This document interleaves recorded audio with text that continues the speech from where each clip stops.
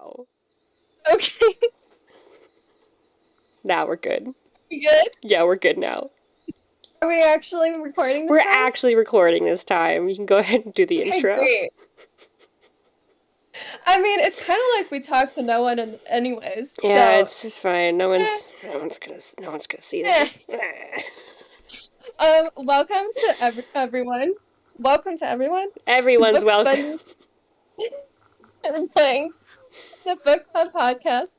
People want to read but feel like they don't have the time, and where you get points for trying. We're your hosts, Maggie. And Theresa, and on today's episode of Books, Buddies, and Beguiling, Odysseus rolls high on all of his charisma checks, except one that we are agreeing he fumbled. It was a pretty big fumble. It was like you get nat 20s and then suddenly just get a nat 1. That sounds like a very unbalanced die, but I feel like when Well, he... actually, considering the way the story is told, he got the nat 1 and now he's getting the nat 20. That's true. If we're talking as far as a linear progression, yes, he got the nat... Yeah. He started off with a bunch of nat 1s, and then he got his nat 20s, and now he's doing okay. Which we were just talking when we realized we weren't actually recording, that the Iliad's a very linear story, and I had not, as someone who has never read the Odyssey before, I know the story, but my experience with the Odyssey is through the Brother, Where Art Thou movie, which tells the story of the Odyssey also in a very linear fashion. Oh my goodness, I'm sorry. Wait, I didn't know that movie was like a retelling of the Odyssey? There's a Cyclops in it, Theresa! Okay, look, in my defense, I have not watched the Odyssey, or not the Odyssey. I haven't watched Oh Brother Where Art Thou in Oh, you should. probably 10 years. Oh my gosh, amazing movie No, soundtrack. it's a great movie, and I do love it. I just haven't watched it in years. I just remember that the part where they were in the theater and he's like, "We thought you was a toad." I quote that a lot.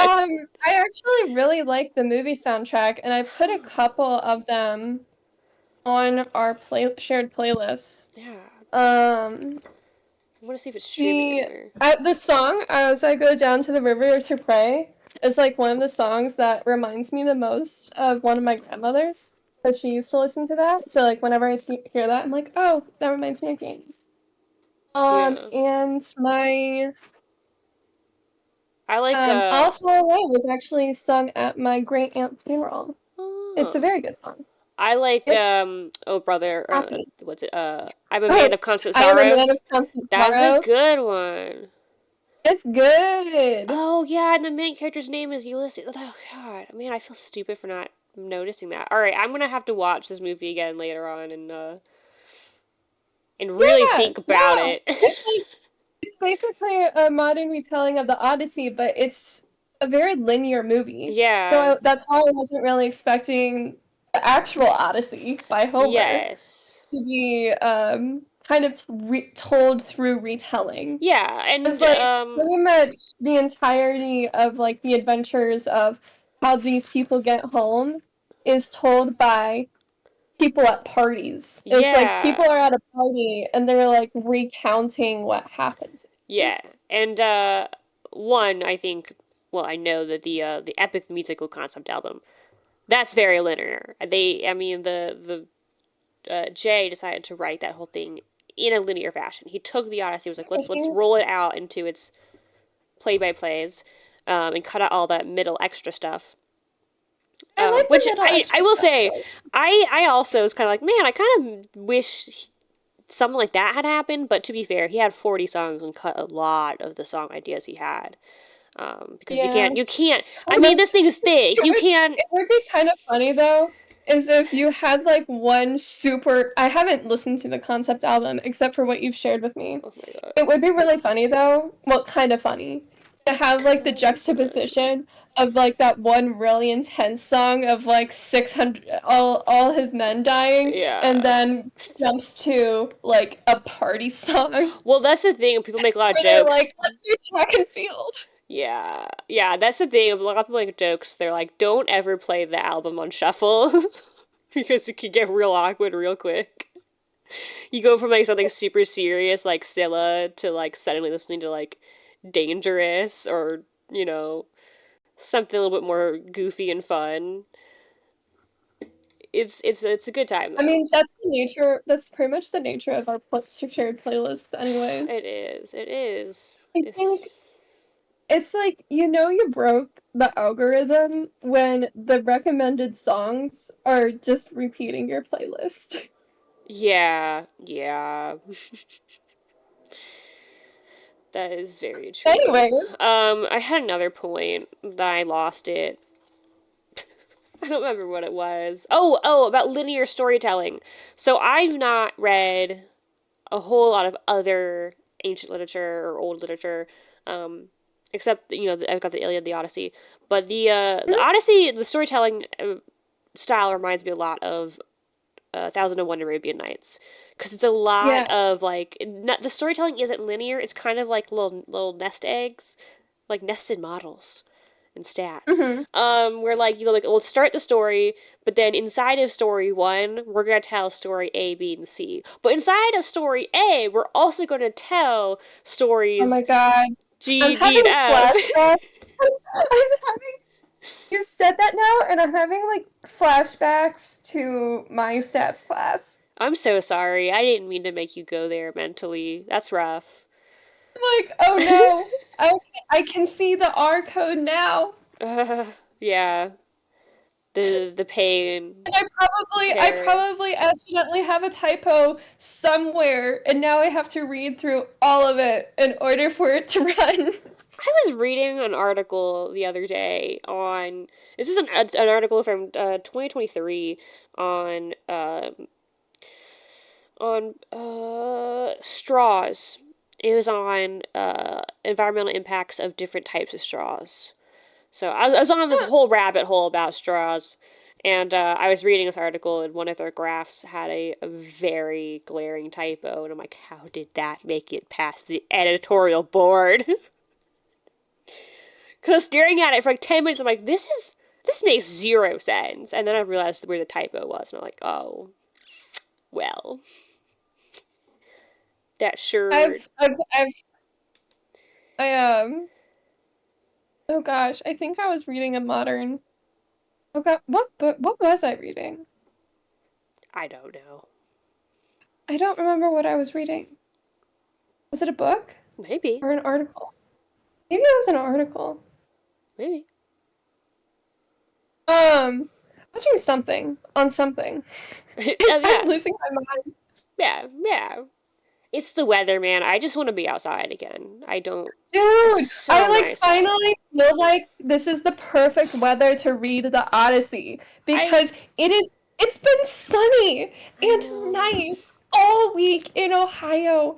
This is the first week of the year it's been this way. It's so nice. I was outside for probably a total of like 3 hours today, and I want to go back out. Oh, okay. I know the book. You know It the was a book. book. It was a book I complained to you about. Oh, which one? It was the one about the I don't want to say the title. I actually am not really comfortable trash talking No, that's books. entirely fair. Um, I didn't like it because this person, like, supposedly, not supposedly, they do have a PhD in this field. And I, as an amateur in the field, it's a historical field. Ah, It's you know what I'm talking about now? I think I do. Yeah. I Yeah. checked it out from the library, thank God. Yeah, you didn't spend money on it. Hi, Yeah. buddy. I Yeah, love libraries. But it was libraries are like there great. was so much about the book, and it was traditionally published book. And it's like I could have written this, and I don't even have a PhD in this area. That's what it felt like. It was so disappointing.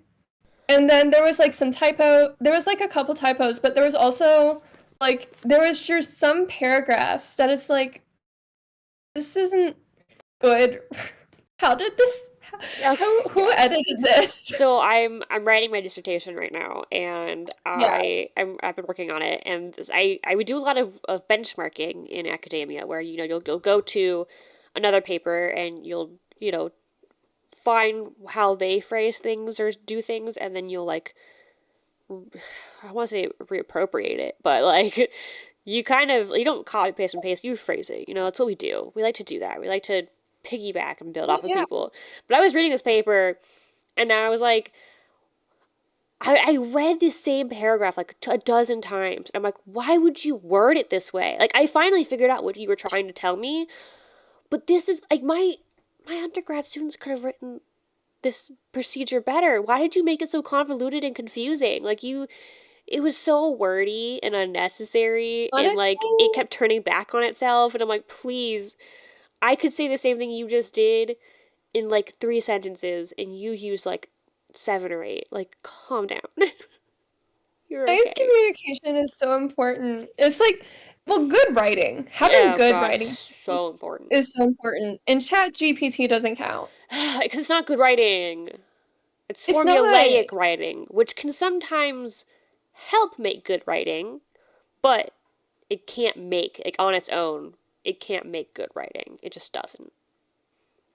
I've never, well, first of all, I've never cheated in at least writing tools. Yeah. Well, Ever. we didn't have that growing Even when up. they probably To could be have been fair. helpful. Never did. And so Homer certainly did not have the writing tools we had today. Right.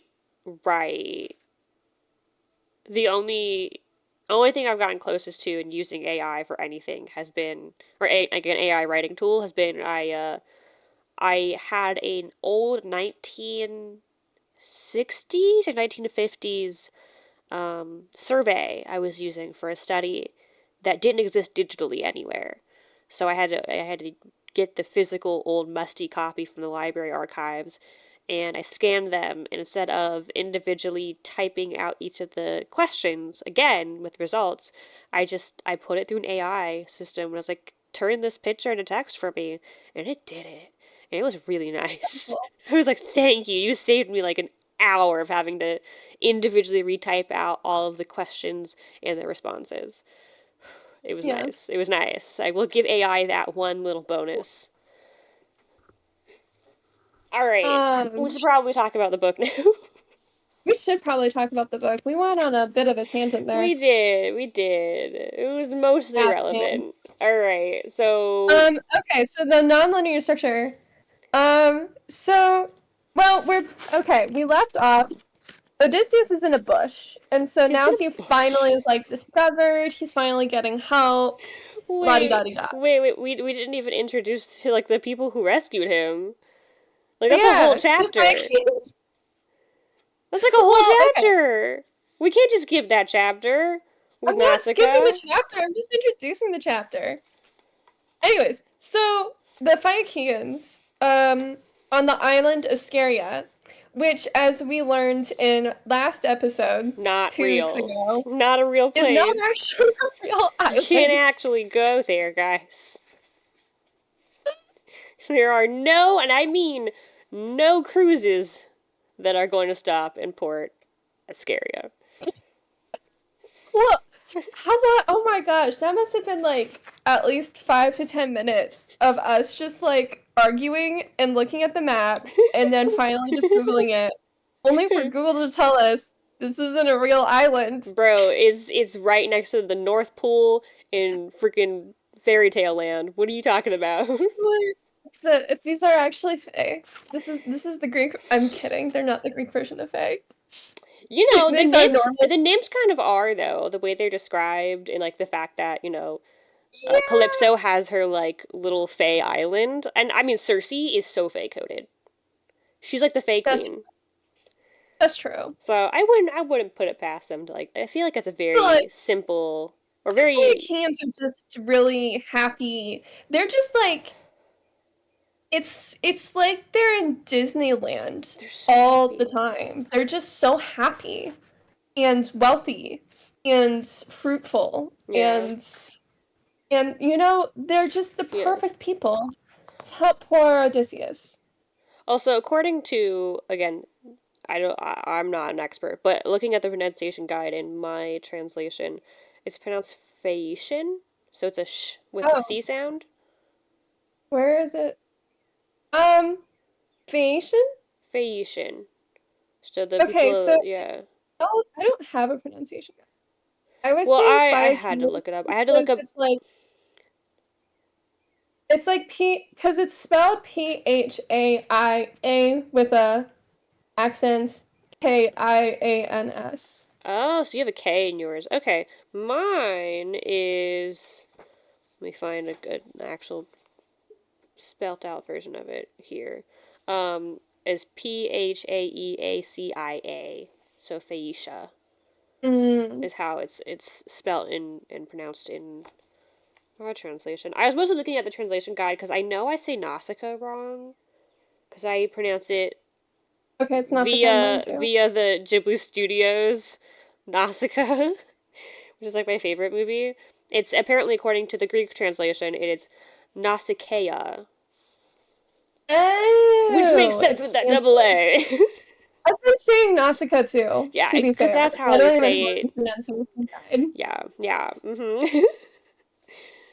Anyway, speaking of Nausicaa, Anyways, so Scary Island. So in my translation on scary.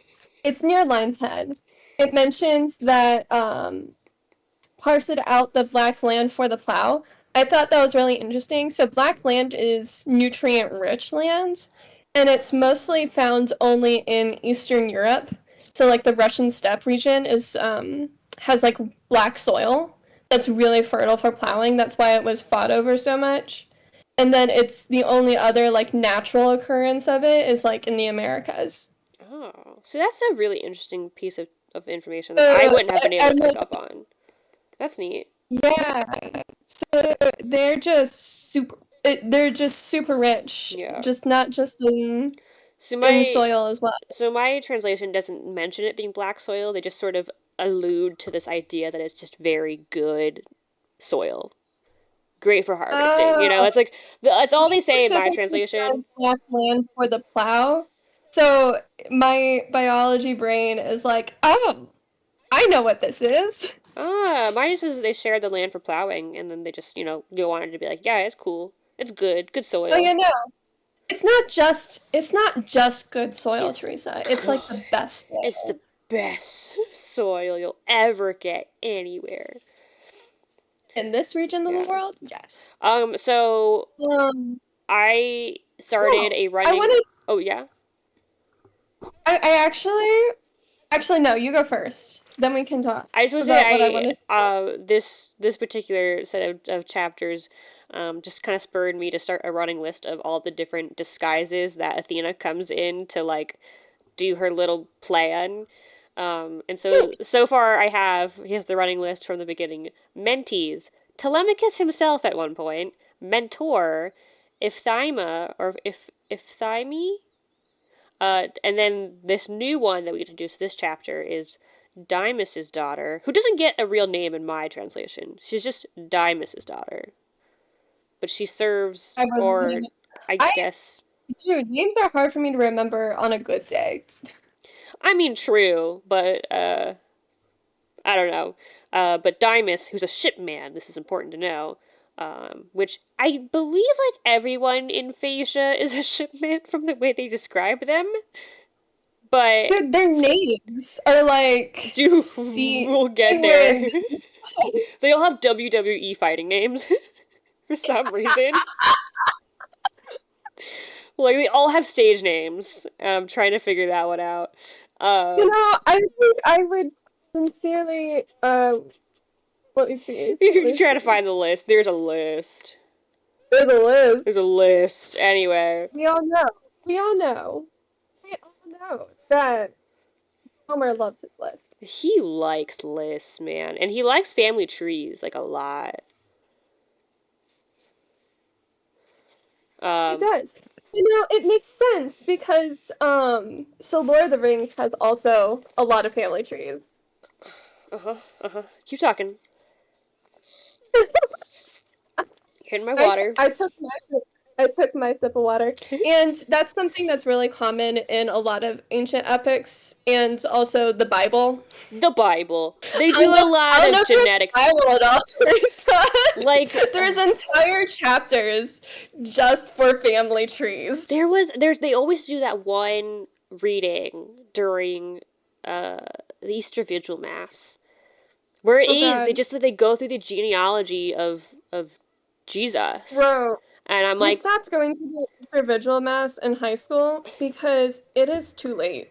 oh my god, it is too late to go through that. So my parents used to do it, but the way they would bribe us is like, one, we got to always hold our own candle, which as a child you get to have dominion over your own flame. That's a rad. And two, actually, that was one of the things that I liked about the Vigil Mass is that you had the candles, and there's a lot more symbolism and participation of the. It's a lot more intense. My parish I grew up in also used to do like this whole like musical element, so it was very like kind of gospel, honestly. And then they'd always read that one list. It was like, and here's how we go from these old kings all the way down to Jesus. I always thought it was kind of fun, like, to do the whole line, like, okay, let's keep going. As a kid, I was always like, okay, whatever. But as an adult, I kind of like, oh, that was interesting to see how I got from point A to point B. But then my parents would also take us out to get Frosties afterwards. Oh my god. Which we would never get fast food. It was such a treat. It's such a treat. We got Frosties. And then we'd go to bed. Frosties are gluten-free. They're also... from Wendy's? We're talking Frosties from Wendy's. Yes, Wendy's Frosties. Yes. They're delicious. They are. I haven't had one in years, though. I can't have dairy anymore. I can't really either. Also, very off topic again. So Athena shows up as Dymus's daughter to Nausicaa. She's sleeping with all of her ladies' maids, and it was like, hey, you know what you should do? You should go clean your clothes. You know, speaking of the Bible, what does this remind you of? Oh my god. Very important figure in Catholic. Yeah. Oh man, I feel so bad right now. I know there's a bit. Was this how Moses was found? Or is this different? I didn't know there's a New Testament. Huh? I mean, you're not wrong, but I was thinking New Testament as well. Oh, I'm not as well versed in the New Testament. There's a lot of stuff. There's a lot of biblical parallels to this like one specific scene. You'll have to tell it to me. I'm so. Jesus' mom. Who? Jesus' mom. Oh, right. Mary was out doing her laundry when Gabriel visited. Yeah. I totally forgot she was doing that. She was doing her laundry. She did a dream, and as being the badass that she is, as a 13-year-old woman, which is weird in that time period, she said yes. Yeah. Sure. Honestly, every time I do laundry now, I'm gonna be like really scared. Like, am I gonna get a vision? Oh my god! This naked man just walks into the laundry room. Hell no. But which I had a question because they say you're skipping the most important part of the scene too. There's women that are not doing. They're not weaving. They're doing something else with clothes. They're washing them, not making them. Well, later on we get that, but for this particular scene, we're just washing the clothes. They're already made. Honestly, party. I kind of like it's a washing party. It was kind of cute, yeah. They made a picnic and everything, and they're like, "Let's go down to the river and wash some clothes." Like, I wish I had that kind of whimsy in my day. I did. I for sure did. I don't have a river to wash my clothes in, and also I would not trust any rivers near me, at all. Well, yeah. Yeah. I'll use my washing machine. That's fair. That's very. But they do not. At least in my translation, I don't know if it is the same in yours, but they do refer to Nausicaa as a young girl, which she's a maiden. That's the most important part. Yes, but like I do wonder, like this is purely my curiosity of how young she is, because they always refer to her as a They girl. don't actually, well, they don't actually specify that she's a young girl in my translation. They Yeah, do just specify that she's she is a of girl. she's of marrying age though by their Yeah. cultural traditions, and she So is. maybe she's like 14. That's what I'm thinking. Like she's like a teen of some kind, because she definitely gives off that kind of like I'm kind of a romantic. I'm kind of a little Teenage. flighty. But she also kind of has that rebellious teenage angst going on of She's got a only the most. She's like, it's like Elizabeth in Pride and Prejudice. Only the most, how's it phrased? Only the most true, absolute and true love will convince me to marry, which is why I will die an old maid. yeah. Which I'm probably misquoting that, but it's yeah. on Netflix right now, so I can just rewatch it. Yeah. No, I get your point. Um but yeah. So then she's like, "Okay, I've got this vision. I'm gonna go do the washing." And she like goes up to her dad and her mom and are like, "Hey, can I like take our coolest car out today?" And they're like, "Absolutely, because we love you and we're good supportive parents." And we can't say no to Well, you. it's not just that. She's like, they need clean They clothes. do, because But she's also, like, I how cannot. else are they supposed to clothe Odysseus? Yes. Yeah, well, I mean, that's all That's Athena's how, plan, yes. But, like, yeah. I like that. She's like, oh my god, I can't stand the thought of you guys in, like, dirty clothes. I have to go clean them right now. And they're like, okay, go, do it, have fun. And so they do. And I will say, they note, I made a note in here. And the queen gave her a gold flask of suppling olive oil. And I'm like, that seems too specific not to be important later. And I was right. There's a lot of references in this. I know. I just think it's funny when they like It's say like, something and I'm like, oh, it's gotta be there's so relevant. much free stuff. I'm Yeah. loving it. Because like when Odysseus walks up to Nausicaa, Yeah. now that I know how to pronounce that, because I've been saying Nausicaa this entire time. Same. Nausicaa. Now that when Odysseus does walk up to Nausicaa, he covers himself with an olive Which I branch. do want to point out, he was in fact naked. Yeah, That was a thing from not a last big time where deal. you're like, no, he just took his cloak off. And I'm like, no, this man is Well, skinny okay, dipping in here's the the thing. ocean. Why would you take it's just the survival thing of why would you take off your clothes No, I in think that's a good point. Yeah. Why would you? But because like I get the cloak being torn away from him because yeah. that's like loose clothing Yeah. that like can drag you down. But like in terms of body heat, like you want to conserve your body heat as much as possible, and his clothing would have been made from really good material Uh-huh. because it wasn't mass produced. Yeah.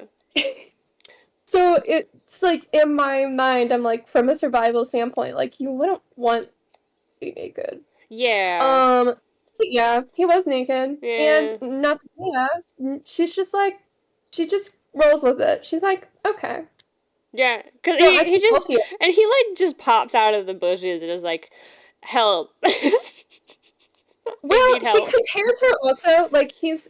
Oh, This is the first nat 20. he This is is the first nat 20 he rolled he is because he fl- walks up naked to this young girl, and he's like comparing her to a young palm tree. yeah, it was like the They're weirdest beautiful. flirting like It's not flirting but though. It's not flirting. it's like it's so weird to be like, and you are as attractive as this one particular tree I saw once, so that I was like, that's a beautiful tree. You're like that. And I'm like like I Well, get I kind it. of It's kind of because they cute. compliment. Well, they compliment a lot of people. So it's really more along the lines of I kind of felt it more like buttering a person up Yeah, it was and not definitely like a tactic. Like he out here like yeah, rizzing her up like, smart. you're so cool, you're so awesome, and since you're so awesome, you should help me. That's what an awesome person would do, right? Yeah. Right? Um, and to her credit, she's like she doesn't even think about it. She goes, "Yeah, we'll help you. Yeah. What hardship?" Oh, there's a line she says that I highlighted. Um, You know Zeus metes out fortune to good and bad men, as it pleases him. Hardship he sent you, and you must bear it. But now you have taken refuge here, and you shall not lack for clothing and any other comfort to a poor man in distress. And I just thought that was really powerful. I Because, highlighted the same line because I was like, that's oh my gosh, a good point. the same line? I did. And also, she says later on that strangers and beggars come from Zeus. So it just goes to show that, like, showing kindness is universal. Yeah. They do have and we'll get to it, but there's another point later where I have a question about hospitality with these people. But, yeah, then the suppling olive oil comes back into play. They're like, here, we'll leave you some of the clothes that we were drying. The anointing of oil is important imagery in pretty much any religious text. It is, and it's also historical in the sense that this is pre-soap. They're predating soap.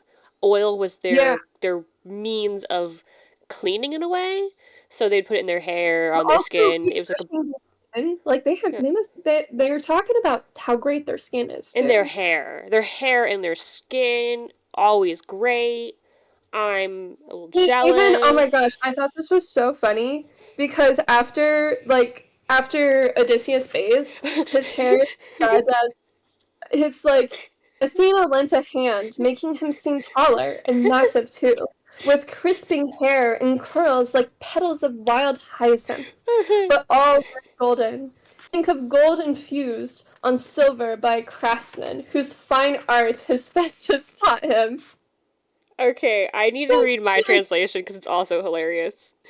Oh my gosh, what was yours say? So, Athena made him taller to all eyes. She ran his curls like thick hyacinth clusters full of blooms. As a master craftsman washes gold over beaten silver, a man the gold of fire, and Queen Athena trained in every fine technique and finished off his latest effort.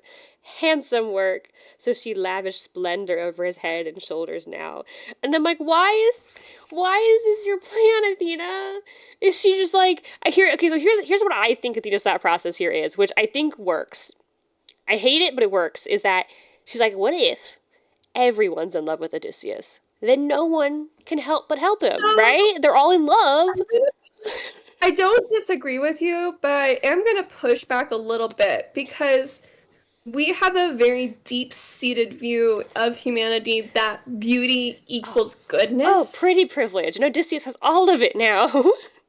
Yeah, so it served him well. So after Nausicaa said yes, she's like, and she goes and helps Odysseus, it's like, okay, so now that he has like one step down, he has to convince other people to like him in order to help him. So now he has to be pretty. Right. And I do like that, but I do think it's funny that she also makes a lot of these little, like, side jabs, like, man, I wish I could get a man like you. And he's just like, I love my wife. But, another Lord of the Rings reference. Okay. Go on, I'm drinking. I thought it was really funny, because, so there is a very core, myth, well, not myth, there's a very core story at the heart of Lord of the Rings, and it is Tolkien's love letter to his wife, essentially. It is the tale of Beren and Luthien. And in this tale, very similar to Odysseus, is Beren is lost from a battle, and he stumbles upon Luthien, this vision of divinity and beauty, and singing in a meadow, and instantly falls in love with her. She's a pretty, pretty elf. She is a pretty elf. Mm-hmm. And a whole bunch of stuff happens there. I'm not going to recount the entire tale of Beren and Luthien, because it's like a 20-page chapter in the Silmarillion, but you should go check it out. Yeah. It's like the ultimate love letter. There's also a really good song I like based off of it, called... Really? Yeah. Luthien. I think it was Luthien's Lament by Uriel. There we go. Yeah. Yeah. And it was the first time a mortal and an elf had ever been wedded together. The song makes me tear up. It's so good. But back to the story. So she's like, at first, I'm kind of like onto Gardens and Fireflight now. yeah, real quick. I just one last note on like how the story's progressing. So then she's like, Oh yeah. "Hey, come with me. I'll take you to my castle." And then she's like, "Wait a minute. No, bigger, different idea. How about instead we go ahead. You chill here. You come after us, because otherwise, like, people gonna gossip. People gonna gossip about you in my car. I can't have that. I'm a woman of repute. I'm a Which maiden of marriageable age, and I don't want people to think that I'm just scallivanting off with some random dude I found on the beach." And so, like, yeah, good point. And she's so, like one of the few women in this in Homer. She's like one of yeah, the few women in Homer's epics that is both good yeah, and has agency. And yeah, I stress the good because that's not always because yeah. it feels like because sometimes a lot of times women with agency in Greek epics are not that great. Not always, yeah. They get Um, a bad name, bad rap. yeah. But But you know, Nausicaa, she's good. I do think it's important though to note that her original instinct was to be the model host, to be like, all right, I'll take you there. But then she kind of was like, well, I'll wait, but it might also be better because I don't want people to think bad of you as Well, well. Like, it'll probably be better for both of us to play this a little differently. so she also tells him to go to a grove of poplars Yes. to wait for a sign. Which is like, And he'll know the sign.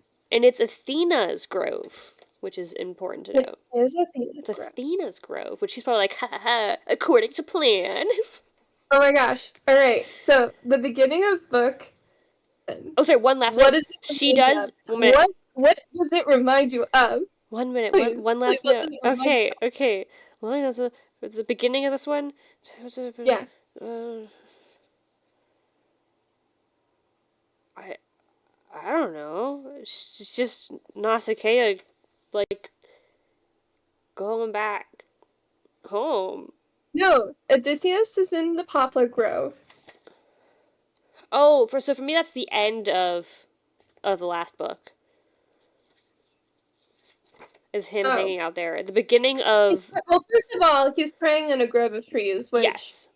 also quite biblical. Yes. And well, I'm talking about this with my mom, and I'm like, oh my gosh, I can totally see it. And she goes, remember this was written before the Bible, right? And I'm like, yeah. And she goes, cool. You mean the Bible ripped off the Odyssey? Well, it's more so and there's actually a podcast. I don't listen to a lot of podcasts, but I'll listen to this one when my mom sends episodes. We say as we're making one. Yeah. It's called Symbolic World with Jonathan Pajot, and it talks a lot about the universe. I've talked about this with you. Yeah. It's like this universal history and this universal symbolism that and even Tolkien comments on it. There is a quote from Tolkien. It's on our Pinterest board. I'll have to look at it. I haven't read through all the inspirational quotes on there. It says, "We have come from God, and inevitably the myths woven by us, though they contain error, will also reflect a splintered fragments of the true light, the eternal truth that is with God." And I know not everyone's Catholic, not everyone's even religious, but I do think this points to a larger sense of humanity and community with each other, that we have a lot of universal symbolism and a lot of universal elements within different religions and different myths. Yeah, and I think a different but similar point is, we've got the hero with 1,000 faces. Storytelling is, I don't want to say formulaic, because that makes it sound like it's unoriginal, but we do have a lot of very similar central themes and imagery, right? we like to reuse symbolism and imagery and themes a lot, so it's definitely makes sense. I was thinking the same thing when I was reading that bit, actually. And then, anyways, yeah. So there's who comes to Odysseus? Athena. As a small child. Carrying a water pitcher. And what does that remind you of? You love the musical. I'm sorry, I'm yelling. I don't mean to. What? I'm talking about epic? No! Because it's not a musical yet. It's a more modern musical. It's French. Les Mis? Yes! Oh, I'm like meh about Les Mis. I think it's How dare good. you? It's just like Oh my god. look. I've seen the Okay, movie. I've seen here's parts of that. the play. I've never read the book. All right. It's not. I know it Okay. is a I classic. can't get into why you're wrong at the moment. I don't know. It didn't like I've written a lot of school reports on the French Revolution. If you have not I seen have not the seen Broadway I musical have not. on stage yet, I've never seen any Broadway musical on stage. I'm poor. I'm not rich either, Theresa. Yeah, but I've never had the opportunities. My parents weren't about to lug 9 children to a Broadway showing. We can't afford that. And as an adult, I don't know. I haven't had the time. So I would caution you to withhold your judgment on something that you've never consumed or seen and just know the story. Yeah, no, as I said, I'm meh on it. I don't really have an opinion, really. I've seen the movie. This is one of my favorite music. I recently saw it with my family, actually, and it was. Oh, I almost cried. I don't cry, so me saying I almost cried in public is a big thing. I don't cry in public. Not that it's not bad to cry in public. I just don't. Yeah. Yes, but so the fact that I cry with Theresa is actually a huge step in my emotional vulnerability. But no, I love Les, and this musical just touches your heart so deeply. And I'm currently reading the book because of the musical. Yeah, I know. And I'm about 500 pages. Yeah. I'm actually about 500 pages into the book. That's wild. I'm only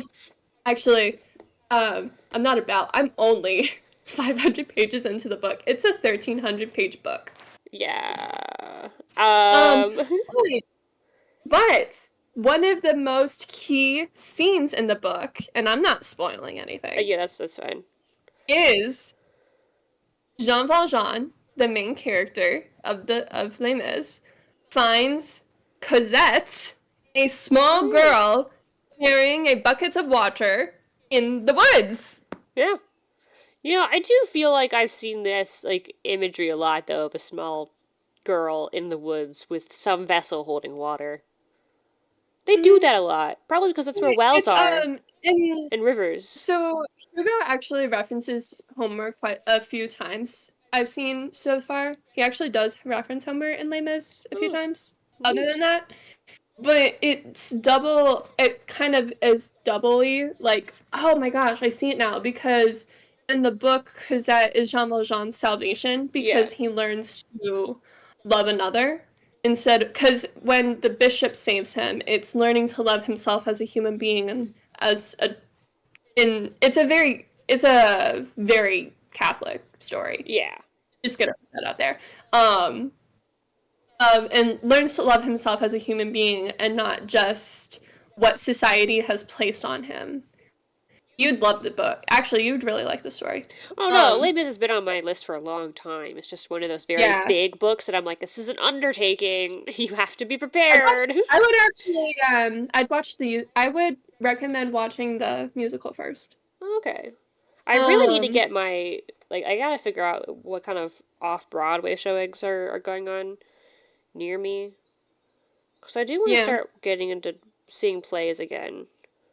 My family's always really instilled a high value of the arts in all of us. See, we did not have that. They raised the artist. Yeah. We didn't have the money to do that kind of stuff. I mean, we had to get money from charities just to survive. Oh. So, There we go. Okay. Sorry, I cut out. Oh no. It's okay. So he finds salvation, and kind of the theme of the story is when you learn to love another, you see the face of God. That's the thesis statement of this book. So in this, it's a god taking the form of a little girl that leads Odysseus to his salvation in finding the people that'll help him get him home. And in Les Mis, it's a very similar parallel. Because that finding Jean Valjean and thus leading him to his salvation as well. Though in this case, it's... I got really excited about that. No, you're good. But in this case, it's a very sassy Athena, who I think, I mean, again, this might be a translational difference, but out the gate, she says, "Hey, old dude," pretty much. She's like, "Oh yes, sir, good old stranger." And I'm like, you didn't have to roast him like that, Athena. First off, you just made him hot, so you can't also call him old. You can't do that. You have a very disrespectful little girl in yours. I have no such thing in mind. No, I think it's like a just a colloquialism. I don't think she's really roasting him, but I think it's funny to think that she is, because he doesn't know it's her. Because I have, oh yes, good grandfurser. It's kind of more the dialect. He kind of translates the dialect a little bit too. Yeah. Of calling him grandfur. Yeah. I'll show you the house you mean. So yeah, she's like, I'll take you to the castle. And then again, I think it's really funny because this comes off very awkwardly when you realize, like, we have information as an outside viewer. We know that this is Odysseus, and we know that this is Athena as a small child. But Odysseus doesn't know this is Athena. He just thinks it's a random small child, and that ostensibly she would just be some random girl from this village, this city, this kingdom, just talking to some random guy. And she proceeds to give, like, the whole backstory and genealogy on the queen. And I'm like, that's so random to just give to some dude. It's not just the queen. Alcinous, too. Yeah, I am the king. The queen and well, I thought it was interesting because... Wait, let me see if this is correct. I just think it's funny. Like, she just, like, info dumps. Father. Well, so the original king of Scaria. Yeah. Scaria. I've been saying Scaria. It's called Scary Land. Which is funny. Ironic. Because it is ironic, right? Nausithuis. Yeah. I have a feeling Nausicaa was named after him. Oh, she definitely was. So it's kind of like showing the divine right to rule, which is still a thing. Yeah. I mean, I feel... Ooh, you still there? That whole history. Ooh. Half of them are, like, fabricated so that it leads to, it shows, oh, this person is actually of the house of David and they have the divine right to rule. Yeah. Yeah. Because you gotta convince people that they should follow you. Yeah. And what better way to do it than through religion? Yeah, of course. But I also do love that they do note that everyone just also likes her a lot. They're like, she's just a cool queen, a cool lady. She is. And everyone loves her, including her husband, who's like a simp. Yeah. Yeah, she's married to her cousin. But that's okay. That's at least it's not her brother. Which is actually very possible in this time period. Yep, very, very, very. And I'm glad. Oh, that's... Okay, sorry. I had a side note. This is actually rather important that I want to talk about. Yes. So, before the genealogy... and again, this might be a translational thing, so that's why I want to ask about it. When she's saying hello as the little girl, and he's like, "Can you take me to the castle?" She's like, "Yeah, sure, I'll do that." And she says, "Now, not a glance at anyone, not a question. The men here never suffer strangers gladly. Have no love for hosting a man from foreign lands." So is she saying that genuinely, or is she just trying to convince Odysseus to be like, just don't bother other people, go straight to the castle? Or I think she's just trying to say, don't bother other people, go to the castle. Okay, because I'm like, that seems odd for for the time and the culture. Like, they're big hospitality people. I can't imagine the people there not wanting to be hospitable. Well, yeah, because okay. It's only there may have been some reason for this. So, Because in my translation, the only things they trust are the racing ships Poseidon gave. Mm-hmm. Yes. So, big Poseidon people. They love Poseidon. Odysseus is not the favorite of Poseidon. No. Good thing So that I they don't think that is also know. part of it. And she covers him in sea fog. He's only truly welcome after he convinces Nausicaa's mother. Yes. Already, I think that's how you pronounce her name. Already? Already. Reedy?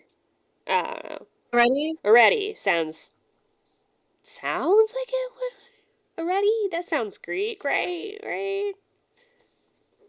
Both of them sound great. I don't know. But yeah, so she does. She cloaks him in mist, fog, whatever. He's only truly welcome after he convinces Already to welcome him. Yes, and Nausicaa told him to like go straight to my mom. Straight to my mom. She's the one you have to get through. Have you seen My Big Fat Greek Wedding? I'm gonna watch that right after this, and yes, I love that movie. Such a good movie. The quote that mom says in that movie is, "The man may be the head, but the woman is the neck, and the woman can turn the head any which way she wants." Yes, and that's definitely this. Where like Already is queen, but she's like queen. The queen. Like she's like queen. She's the queen. Like, she's really in charge. To be fair, her husband is alive, well, she's super rich, wealthy, her island's happy. She's not, moping around like Penelope. Which, like, is a bummer. Like, I get it. She was in love with this man, but I'm not gonna lie. After 20 years, you maybe gotta find a way to, like, get a hobby. It's true love, Theresa. I don't know, man. She's allowed to continue to mourn. Have you not seen Princess Bride? Death does not. No, and I get it. It's not in true love. No. I think she's allowed to still love him, and she doesn't have to move on romantically. But like, I don't know. For the sake of her people, I felt like she could have, gone back to like rolling a little bit. She's a woman. She doesn't rule. Yeah, I know, but she could have done something, like help Telemachus or something. I don't know. Yeah, she was pretty absent as like mom. 20 years. It just seems like a lot. Actually, that's one thing I wanted to point out is that technically 10 years. Because like especially in the Iliad, where there's so little female anything, yeah, except fighting over them as property. Well, there was Hector's wife. She was good. She was pretty cool. And then she got sold into slavery because her husband died. And then her baby fell. Not a happy ending for her. But what I wanted to point out is that Homer really does, and I think Homer emphasizes this a lot throughout the story, is the importance and power that not only the mother has in the house, but also the nurse. Because the nurse of Nausicaa is also mentioned and also has like a place in the household. Yes. And so it's like the importance of the women who raise the next generation, not necessarily. Oh, you cut out for a second there. Maggie, you there? Yeah? Alright, you cut out for a minute there. I don't know what's going on. I'm really comfortable, though, so I'm not gonna move. That's fair. That's okay. We'll figure it out. I mean, I did have to move a little because my computer is currently propped up on a pillow, and it's actually warm outside, so I was... yeah. Oh my gosh, it's so nice outside. I just sat in the sun in shorts and a t-shirt. That's crazy. I also did that. Actually, I had a crop top on, and then I had a sweater over that. Yeah. It was comfy. So they place him, I thought it was interesting, more biblical imagery. I haven't even read the Bible in I don't know how many years. I just pay attention to Mass. I used to read the Bible. I probably haven't read the Bible since sophomore year of college is when I had, because I went to a Catholic. Oh, you cut out again. You good? Yeah? Yeah, you cut out again. This sucks. Anyways, Yeah. so, going to you went to a Catholic university too. Yeah, I used to tutor And theology. you had 2 theology courses. So I think that was the last time I actually like physically read the Bible. Yeah. The rest is like occasionally going to mass every once in a while. Yeah. I think the last time I really read the Bible was probably senior year of undergrad. Yeah. Because I took a lot of theology courses. And then... But I don't need to reference it so much, but like... Well, I mean, it's universal. Like, not just as like someone who is Catholic, because I know you're no longer practicing Catholic. Yeah, no. But also just as a piece of extremely influential literature, even if you're not religious at all. It is very an influential piece of literature. Biblical imagery is very pervasive in a lot of areas. I think even without people realizing it. Yeah. I mean, a lot and of... even without me realizing it, like, I'll talk about something with my mom, and she goes, yeah, that's in the Bible. It's in the Bible, Maggie. My mom also has a master's in theology, so she knows way more about it than I do. I, like, technically have a minor in theology. That's kind of it. But it's like when Odysseus comes in, they set him down in the ashes, so he's like covered in ashes. And I remember, I forget where in the Bible, but there is something about covering yourself in ashes. There definitely was. I agree. Where? I don't know, but there definitely was. Yeah. I feel like it's Old Testament. It's a lot. I also think it might be some New Testament, because there's also some of that like phoenix imagery with Jesus coming back from the dead, rising from the ashes, which I know is a big thing with Ash Wednesday at the beginning of Lent. Yeah. I think that was the whole situation with that, the palm leaves and whatnot. Yeah. Look at that! I don't even do Lent anymore, and I remember.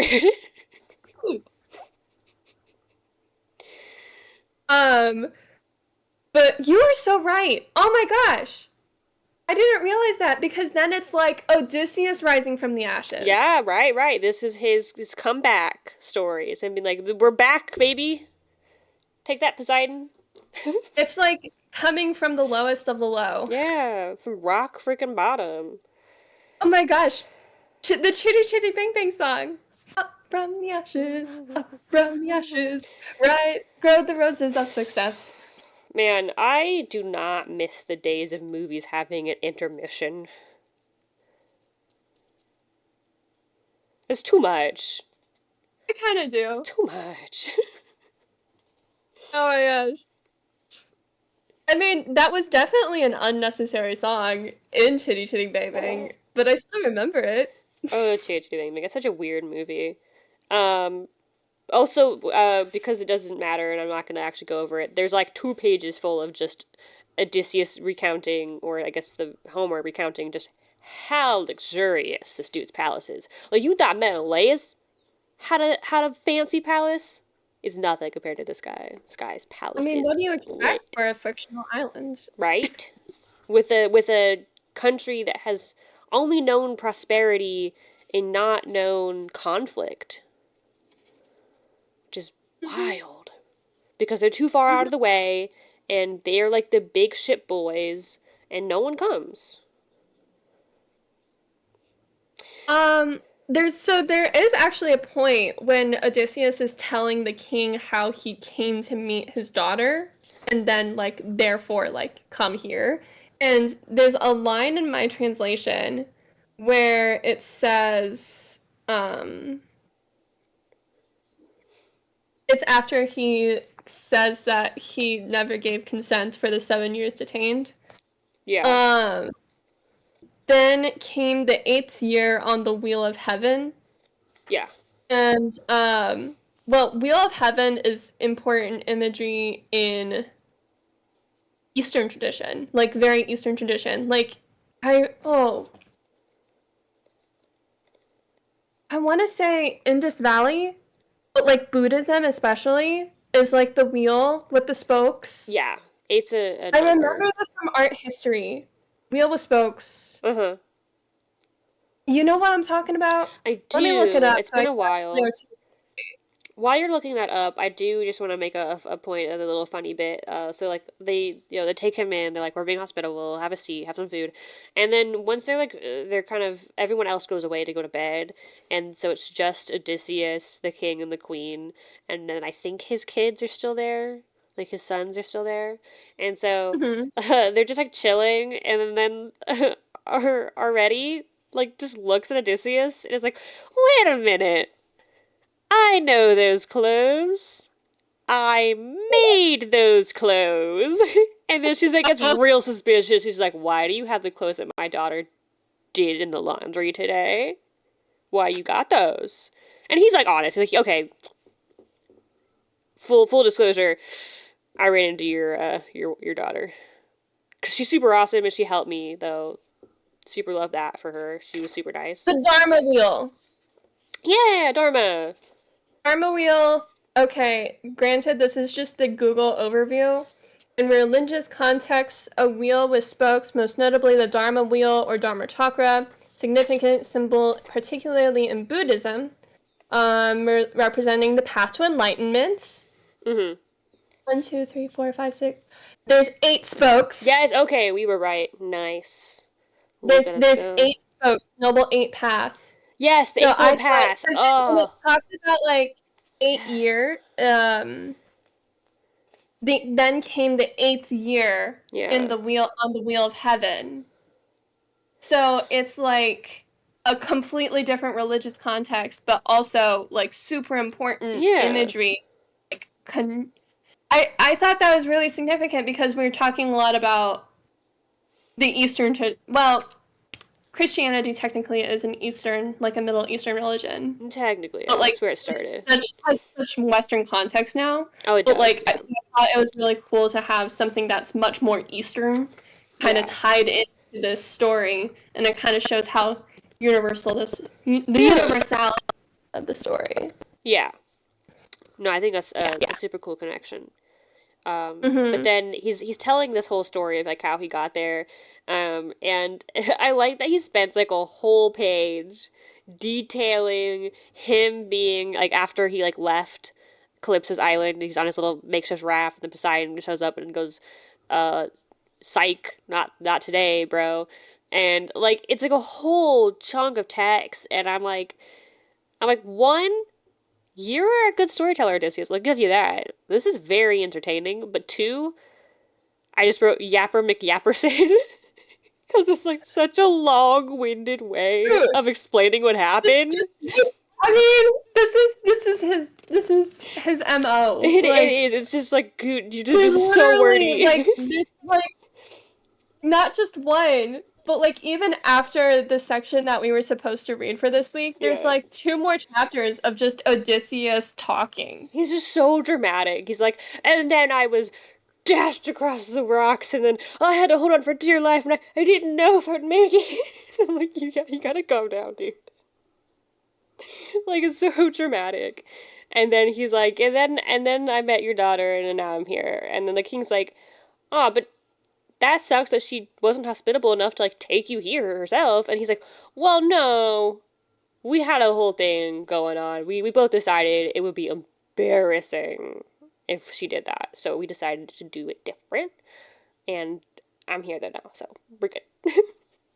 Yeah. And then the king's like, "Man, it would be so cool if you could marry my daughter." Wink, wink, nudge, nudge.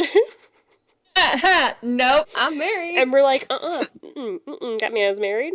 He might be hot, but he's married. Calm down. Hey, they don't drug him. They don't, which is So so cool of them to do. Not drugging him. That's bare minimum, but we're proud. And then they mention that your bay, your I'm gonna pronounce this island or this area of the world wrong. Your boa, your bea. where are you? For me, it's line. like 368-ish. It's the king talking about how he's like, I'm gonna get you home no matter where it is. He says, even if it's more distant than this place with an E, which is off the edge of the world. And What? wait a minute. Edge of the world. It's It's not EUB. yeah, it's not line 60 for me. It's like in the line 340s for Okay, me. yeah. But he It says may that, be even far beyond Yaboya. Yaboya? right? I'm like, I don't know how to pronounce that. Yaboya? Right? And I'm like, One that's second. the edge of the world to you? Because Ithaca is definitely beyond Oh, that. it's a real island. It's a real one. It's a real one, yes. I went to the map. Because I checked. I was like, is this a real place? This sounds real. And I saw it and went, yeah, that's just in the Aegean Sea, dude. Which, again, kind of goes to show how insular these people are. They think the Aegean Sea is the Well, whole world, to an extent. that's yes and no, because as we've seen, like Agamemnon's in Egypt, and it's not like they don't have Well, no, I'm context. talking about the people of Scaria. Oh, They, in particular, yeah. are, like, so far away. And Odysseus probably like, I told you. I was like, what? Yeah, it's truly like this is Disneyland. He's like, This is the right? Disneyland of ancient. Like, there's something in the water here. They're happy. They are They're in their happy. happiness. They are happy, and I can't fault them that, No, but they're so no English. squishy. They refer to the women constantly as being white-armed, which is, like, literally just in reference to the fact that they are just white. Well, I also think it means like given how sunny it is all the time, they don't have freckles or any sunspots. Yeah. Which also Yeah. so because like I'm pale. Yeah. I'm very white. I'm but very, like very white. I have freckles on my arms, so I do too. A lot of because freckles. I'm just not that I would definitely not meet the beauty standards of ancient Greece. I would probably be sold into slavery and forced to work in a kitchen. I have nice hair that is vaguely red, and I think I could cut it. I think I'd be You're also I'm very white. Yeah. Very white. I'm tall enough and slightly athletic enough, if I'm actually in shape, that I could pass off an Amazonian, and then no one would mess with me. I'd probably just hang out at the island of Lesbos and just stay there. Seems like a chiller time to me. I think they'd be nicer to me. But also I don't think they're totally insular. Oh wait, no, never mind. They're very insular. No. No, but like they also mentioned the Don, because like when they're mentioning like other peoples, it's like they know of. Yeah, they get stories. There's obviously trade. It's not like they're so completely. And they do know of Odysseus and his stories. So like, it is weird that they're like, this is the edge of the world. Maybe they just meant like our world, like the Greek world. Well, also consider like the sea is power. Oh yeah. I mean, even in today's world, like if you have control over a area of the ocean, you are a powerful country. Oh yeah. I mean, that's why we're America, manifest destiny. Yeah. Is coast to coast. Is like that's kind of like part of where the power comes from. Yeah. I don't think we should go past that, but that is a personal opinion. But you know, manifest destiny is probably gonna come up somewhere. Yeah, It makes me laugh so much. I genuinely love the Americans, as even though I'm myself an American, because sometimes I'm just like, man, it is just a different mindset. It's different. It's a different world, you know. Mm-hmm. But because he also in back to ancient Greece, because Alcinous, when he's presenting the stranger, oh hey, this is our guest and a new friend who is still nameless to me. We don't know him. We're just calling him the guy. He comes to us after long wandering the Dawnlands or among the sunset races, which I like that phrasing so much The better. sunset Why rises. wasn't that language adopted and passed down 4,000 years? Let's just bring it back. Let's just start saying shit like that. Maybe it'll catch on, Yes, we hail from a land of clouds and gray. Yep, that's us. And of football. Fit football. You can, when you introduce yourself and like say where you're from, you can say, I hail from the lands who that contains the river of fire. The river of fire, the clouding fogs, and also we have won many a battle in our sport. We are victors. Have you? I haven't Have you? Personally, no, but as far as football goes, we've got a good number of victories. You have Browns in Cleveland, Theresa? Huh?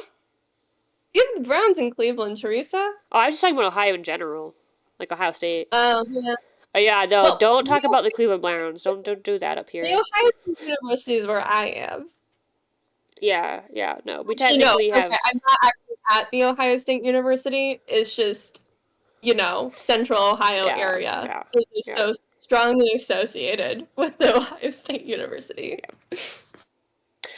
Anyway, so then they go to bed, and there's a really important note. I'm already after that. No.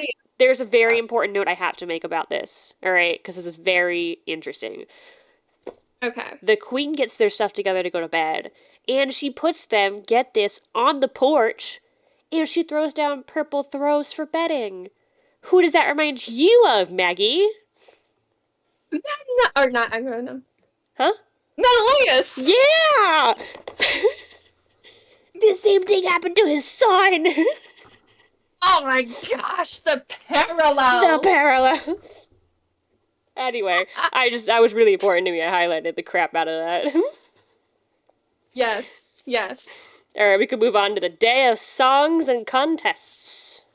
The parallels. There are a lot of parallels between Odysseus and his son. A lot. Because It's kind of... Except, his son hasn't had trauma yet. Not yet. He'll get there, though.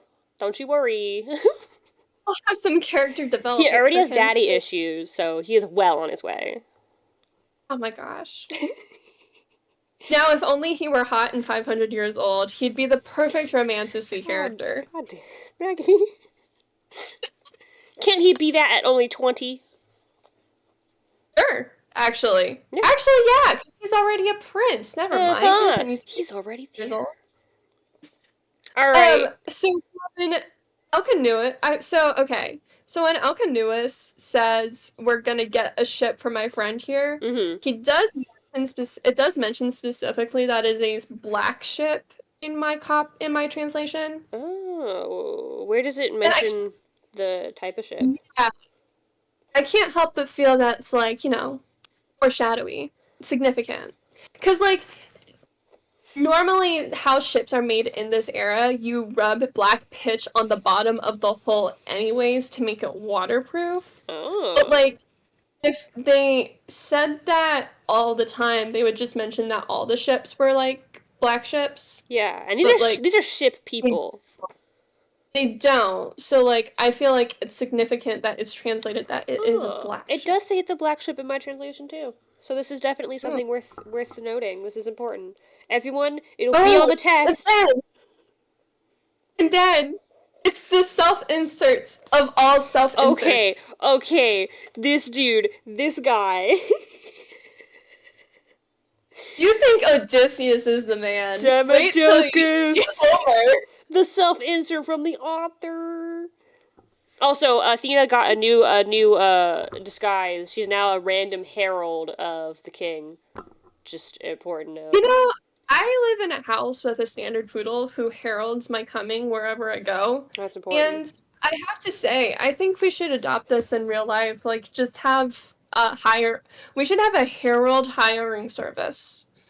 I think that's just like a butler or like a hand. No, a butler is different. This is specifically a herald. I guess it's true. You just want someone to announce your presence. Yeah. I don't. I want my be known. I don't, man. I want to be sneaky. I want to move in the shadows. I don't want anyone to look at me. That's too anxiety inducing for me. It's like I used to get so much stress at school during roll call. Like, that's not okay for me. I'd panic. But yeah, they decide to have a quick feast that morning, and then they plan to send Odysseus off later. And so they bring in... Also, I did want to point out the number 12 pops up so much. It does. It is significant. It is like a universal number that is of the cosmos and whatnot. 12 is important. So is 3, and so is 9. Yep. But yeah, you get why 9's important? Yeah.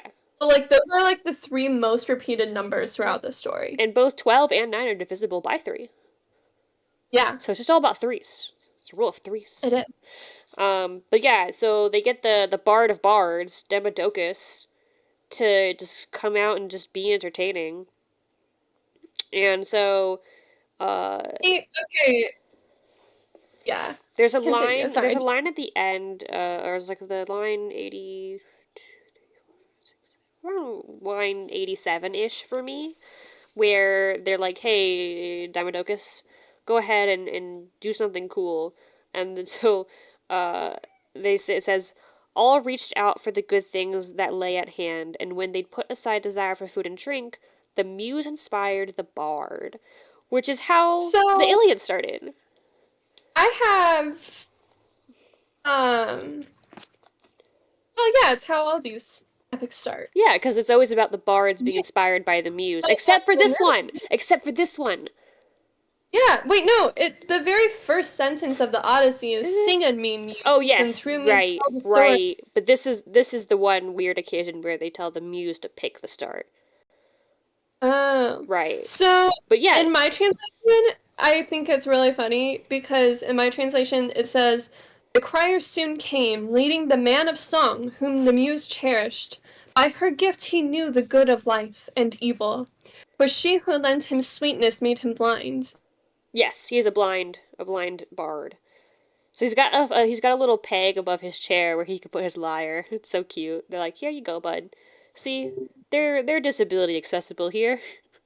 Yeah, but also, it's pretty bold of him to be like, "Yo, I'm like the bard of bards." Dude, wait, though, it gets so much worse later. By worse, I mean better. Some of the lines in my translation are hilarious, and I was cracking up.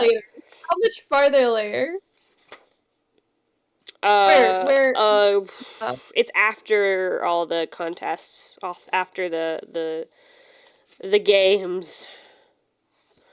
They do love track and field. They do. But yeah, so then the Demodocus just happens to pick at random and happens to pick a story about Odysseus, which, like, what are the odds? And that makes Odysseus cry.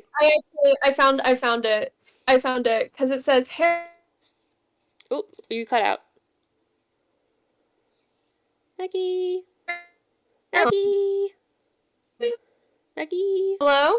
Hey, yes? There you are. All right. You cut out. Harold, take this to Demodocus. Let him feast and be merry with my compliments. All men owe honor to the poets, honor and awe, for they are dearest to the muse, who puts God. upon the ways of life. No, wait, I have a better line. It's so funny. Well, I thought that was interesting because this is how knowledge was passed on. Yeah. They didn't necessarily have writing back then. This was written down in like the 700 BCs, but like the story took place much earlier. Yeah, but I love this line because, again, this is like after all that stuff, and this is Odysseus, who, again, no one knows this is Odysseus yet, but he goes up to Demodocus and he goes, "I respect you, Demodocus, more than any man alive." And I'm like, shut up. You can't write that, Homer. And then, again, this is more of a stab at Odysseus. Odysseus sits and talks about how cool Odysseus is to Demodocus. And I'm like, these two men they get each other. He asked Demodocus to play the song of Odysseus, like, about Odysseus. He's like, "Please sing me a song that's so cool about Odysseus." And then he just strokes his own ego.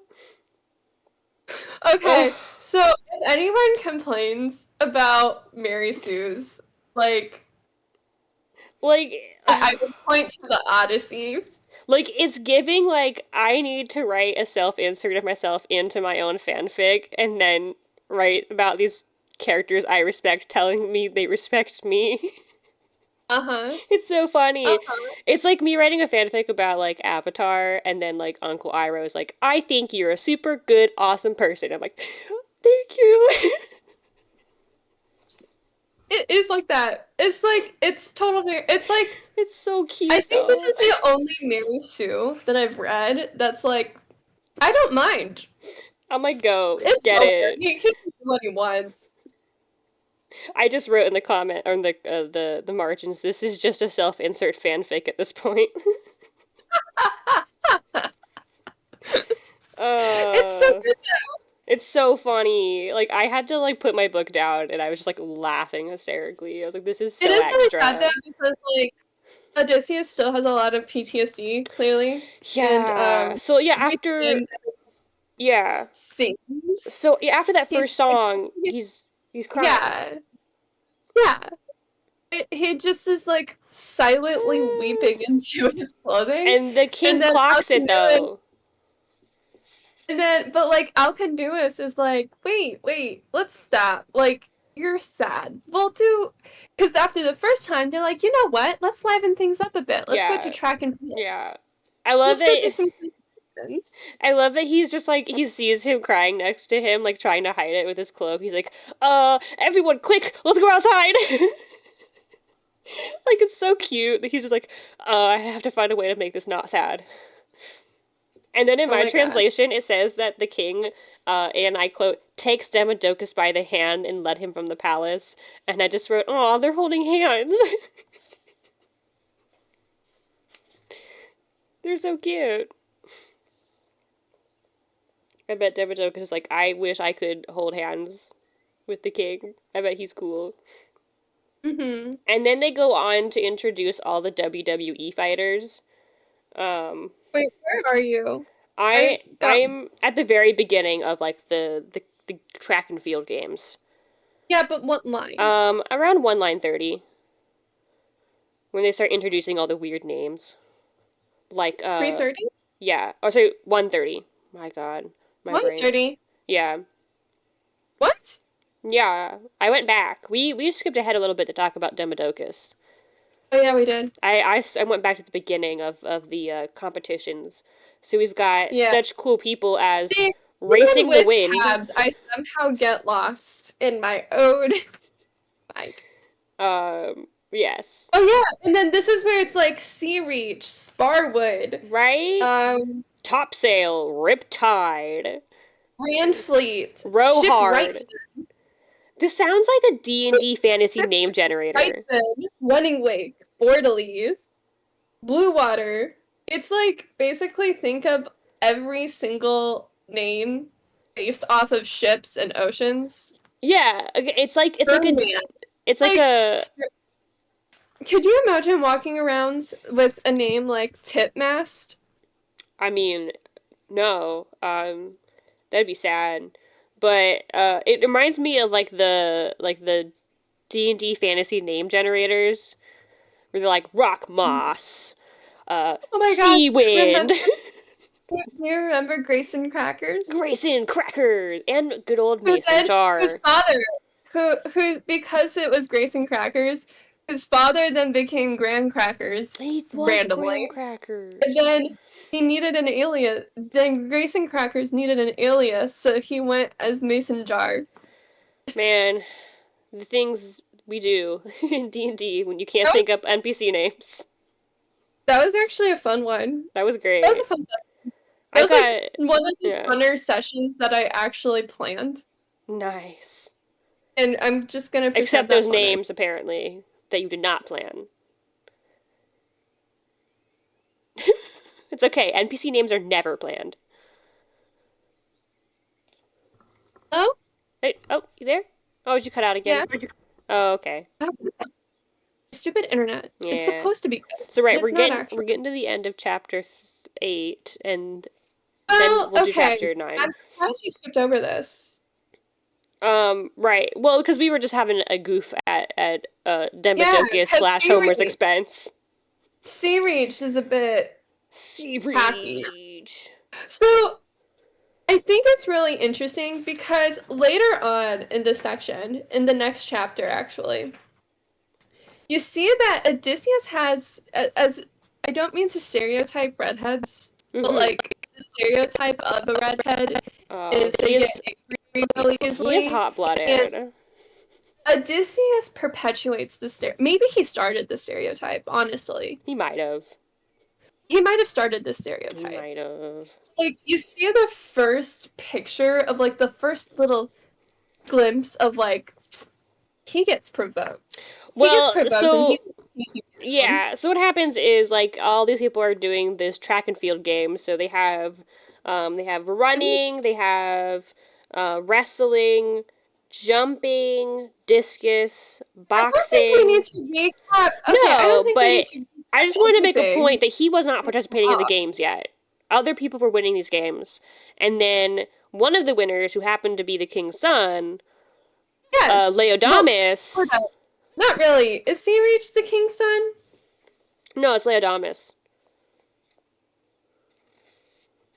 And no, but Sea Reach is the one who.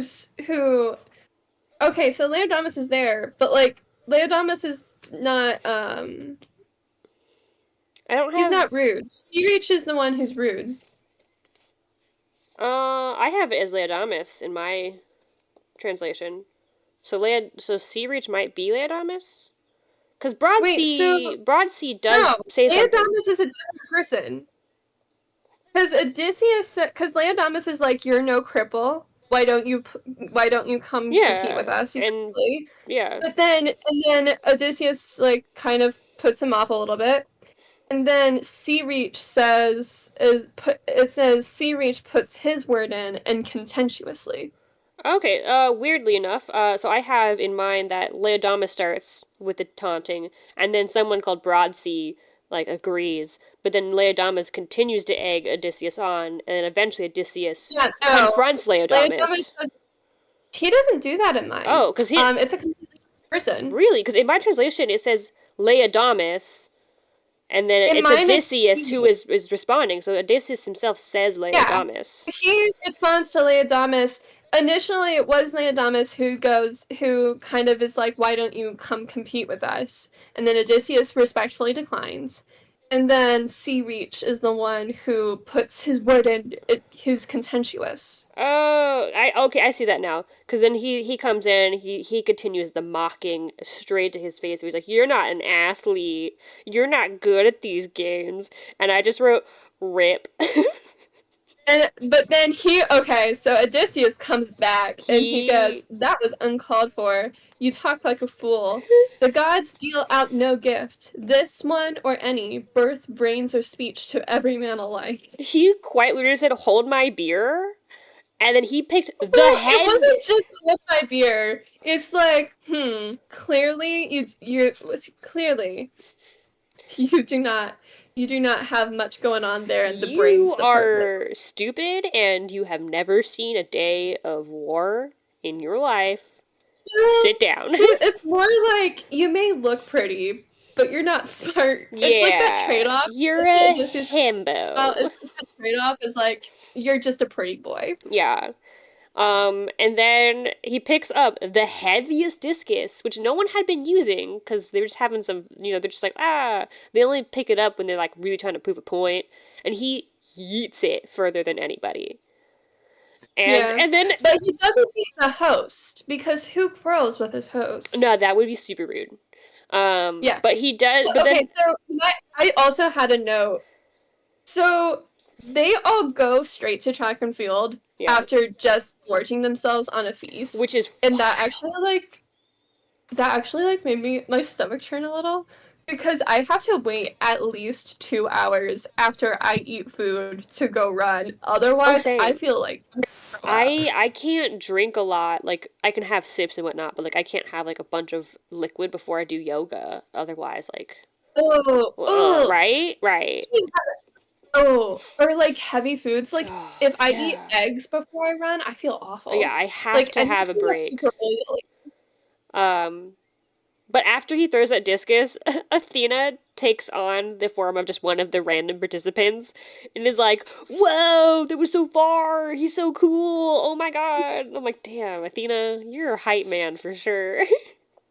That was super cool. And then he goes on to like talk about how cool he is. He says, this line, he's talking about all the other cool people in the world, and he's like, and of the rest, I'd say that I outclass them all. Men still alive who eat their bread on earth. And I'm like, dude, okay, like, Where are you you? are cool. 250-ish. So this is after he I threw keep it. And this is him okay. slapping back. I keep thinking we're moving on, and then we're Uh, not. Sorry, I have notes. Alright, we can move past this. So they do all that cool stuff, and then Oh, there essentially. were 9 referees. Wait, real quick. That's what I had That's what I had highlighted there. There Yeah, were 9 referees, masters of yes. ceremony. But like after he pretty much gives the smackdown of a century, the king's like, okay, let's dial it back. You're making us all look bad. We're super cool with ships and dancing though. Like we get it. You're cool at the big boy strong stuff. Okay, can I just say, like, every island, it just feels like, you know how, like, every state has their thing? Yeah, It feels like that, but for ancient Greek yeah, islands. yeah. 'Cause it's like, hey, we may not be known for our athletes, but we're known for our song and dance. Yeah, come on, dude. Bet you can't do that. And he's like, yeah, fair enough. And so they go back in, and then they do more Demodocus stuff. Um, And then Odysseus is like, yeah. hey, what about singing a song Okay, about me? wait. Before that, though, he does do the story of Ares and Aphrodite's, and I want to give the very quick Spark Notes version of this, because Dude, we did Sparks noticing this entire thing. I know, but let me give the super Spark Note, like the YouTube short version. So essentially, Hephaestus and Aphrodite were married, and that Why was did I like, miss it? I think it's a funny story, all right? Let me have this. Well, they clearly think it's a funny story too. I know, that's why I'm telling it again. So they're married, and that was like the cool, sanctioned, legit marriage that Hera said, yes, this is the marriage. Hephaestus is Hera's crippled son, who she kind of technically abandoned, but then later was like, whatever. Um, and so they're married, but Aphrodite doesn't like him. So she's having an affair with Ares, which they have in Hephaestus's mansion in his bed, which is so not cool. And so he finds out because the old Titan Helios was like watching. He It saw actually it. makes sense. It actually kind of makes sense that, like, Paris, the one character we despised throughout the entire Iliad, chose Aphrodite. Right. Spineless, creepy little weirdos. And so Helios tells Okay, so Hephaestus, and he he's finds like, out, he cooks up a plan. I'm getting to Like, come it. on! All right, I was trying to. So he finds out. He says, "I have a plan. I'm gonna make this net of metal because he's a foraging guy." And so he sets up a trap in the bed, and then he pretends to go out on a shopping trip, and then he waits for Ares and Aphrodite to have their little rendezvous in his bed. They get caught, and since it's super magical, they can't get out. So then he says, "Haha, I got you." And more on that, I'm gonna get everyone else to see this. So he gets like all the gods and goddesses is like, ha ha ha, point and laugh. And he Well, yeah, says, and it's like, yeah, I don't love do it. adultery. Yeah, right. I'm like, Well, I shame. also feel that it's, like, kind of pointed of, like, you know, the Odysseus, like, the prime Yeah, example of he yeah, doesn't cheat on his wife. yeah, ha ha ha. The only part of this that I thought was really entertaining, but important, I thought worth noting, was that Poseidon was standing up for Ares, and it was like, okay, come on, my guy, let him go. And then Hephaestus was like, nah, because if I just let him go, then he's not going to pay me back my debts, right? He's not. And then Poseidon's like, well, then I'll co-sign this loan. And then Hephaestus is like, oh, okay, fair. I guess if you're going to pony up the money, fine. And that's the story. I just thought it was funny, and everyone else at the party thought it was funny because they laughed too. It is interesting because in Beowulf, which takes place thousands of years, I forget. I don't know how many thousands of years. It's like not modern. Beowulf is not modern, but it is like much later than the Odyssey. But it continues that line of storytelling Mm-hmm. of like, and they're in the hall after I'm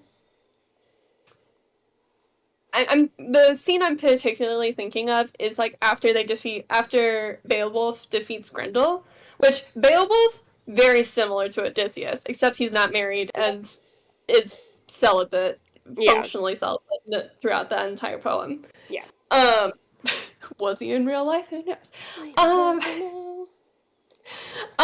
but it was, oh gosh, what were the? I have to reread Beowulf. It's been a hot minute since I've reread it. But they kind of tell a cautionary tale of like a failed venture. So it's like even though they're celebrating this good thing, it's like it's kind of remembering the wrongs of the past so as not to repeat them in the future. And that or kind of like that foreshadowing component as well. So it's a very common storytelling technique. And Mm-hmm. Beowulf is also a very linear story. Like talk about linear storytelling. It's pretty Yeah. linear. So, like even in linear stories, that's like a lot of stuff. Yeah. Anyway, So onwards. yeah. So after And that then story, Alcinoe finally asks Odysseus' name, and I don't know if this book ends for you the way it ends for me, but like it um, ends with a question that Odysseus answers in the next book. okay, yes, and we will get to that in a second. I just wanted to note that they did this really neat two-person ball dance where they're just like tossing a ball back at each other. Like it seemed kind of neat. I kind of want to know what that was about. I didn't Uh, note that.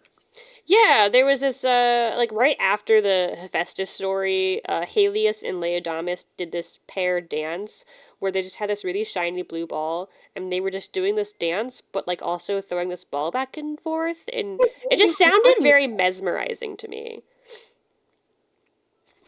Where are you? That's back in 420. You're moving way too fast. Then we have all of You're not then moving fast enough. okay, but these are important points I'm making. All right, so the Super Bowl thing, and then I have no Broadseed idea what you're talking about. apologizes. Wait, Broadseed, I have no idea what you're talking I'm about. still back in book 8. I know, but I'm at line 420 and I don't know what you're talking Okay, so about. the story No of dance. Hephaestus ends, and Yes. then it says next the king asked Helios and Laodamas to dance.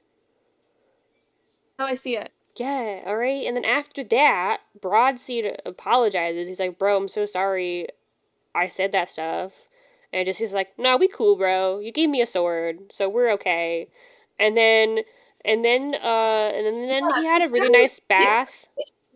they treat Odysseus so well and So they don't well. even know who he is. He got a 5-star service. 5 freaking star. And then, okay, this is important. This has to be important. It says when he got his gifts, all right, he was told to give it a good seal, a good tie, what's it? Bind it fast. And so he tied an intricate knot that Lady Circe taught him long ago.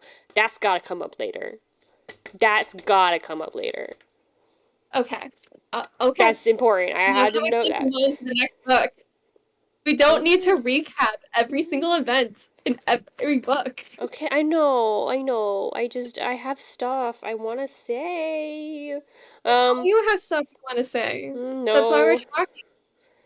Okay, yes, then he gets his name, and they're like, oh my god, who are you? And he's like, well, let me tell you, I'm And Odysseus. then cliffhanger. Until the And, next episode, we will yeah, find out who this random stranger is. I just.